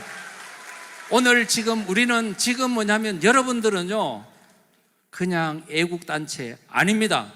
뭐냐면 군대입니다, 군대. 지금 여러분들은 어디에 들어왔느냐? 논산훈련소 입소한 거라고요. 이제 앞으로 여러분들은 절대로요, 질서를 지키고 그 다음에 해야지, 여기에 그냥 집에서 하던 행동 그런 거 안 되고, 이제는 뭐냐, 나를 죽이고 조직을 살리고, 나를 죽이고 대한민국 살린다는 정신을 가지고 하셔야 된다는 말씀을 드리면서 오늘 강의 마치겠습니다. 고맙습니다.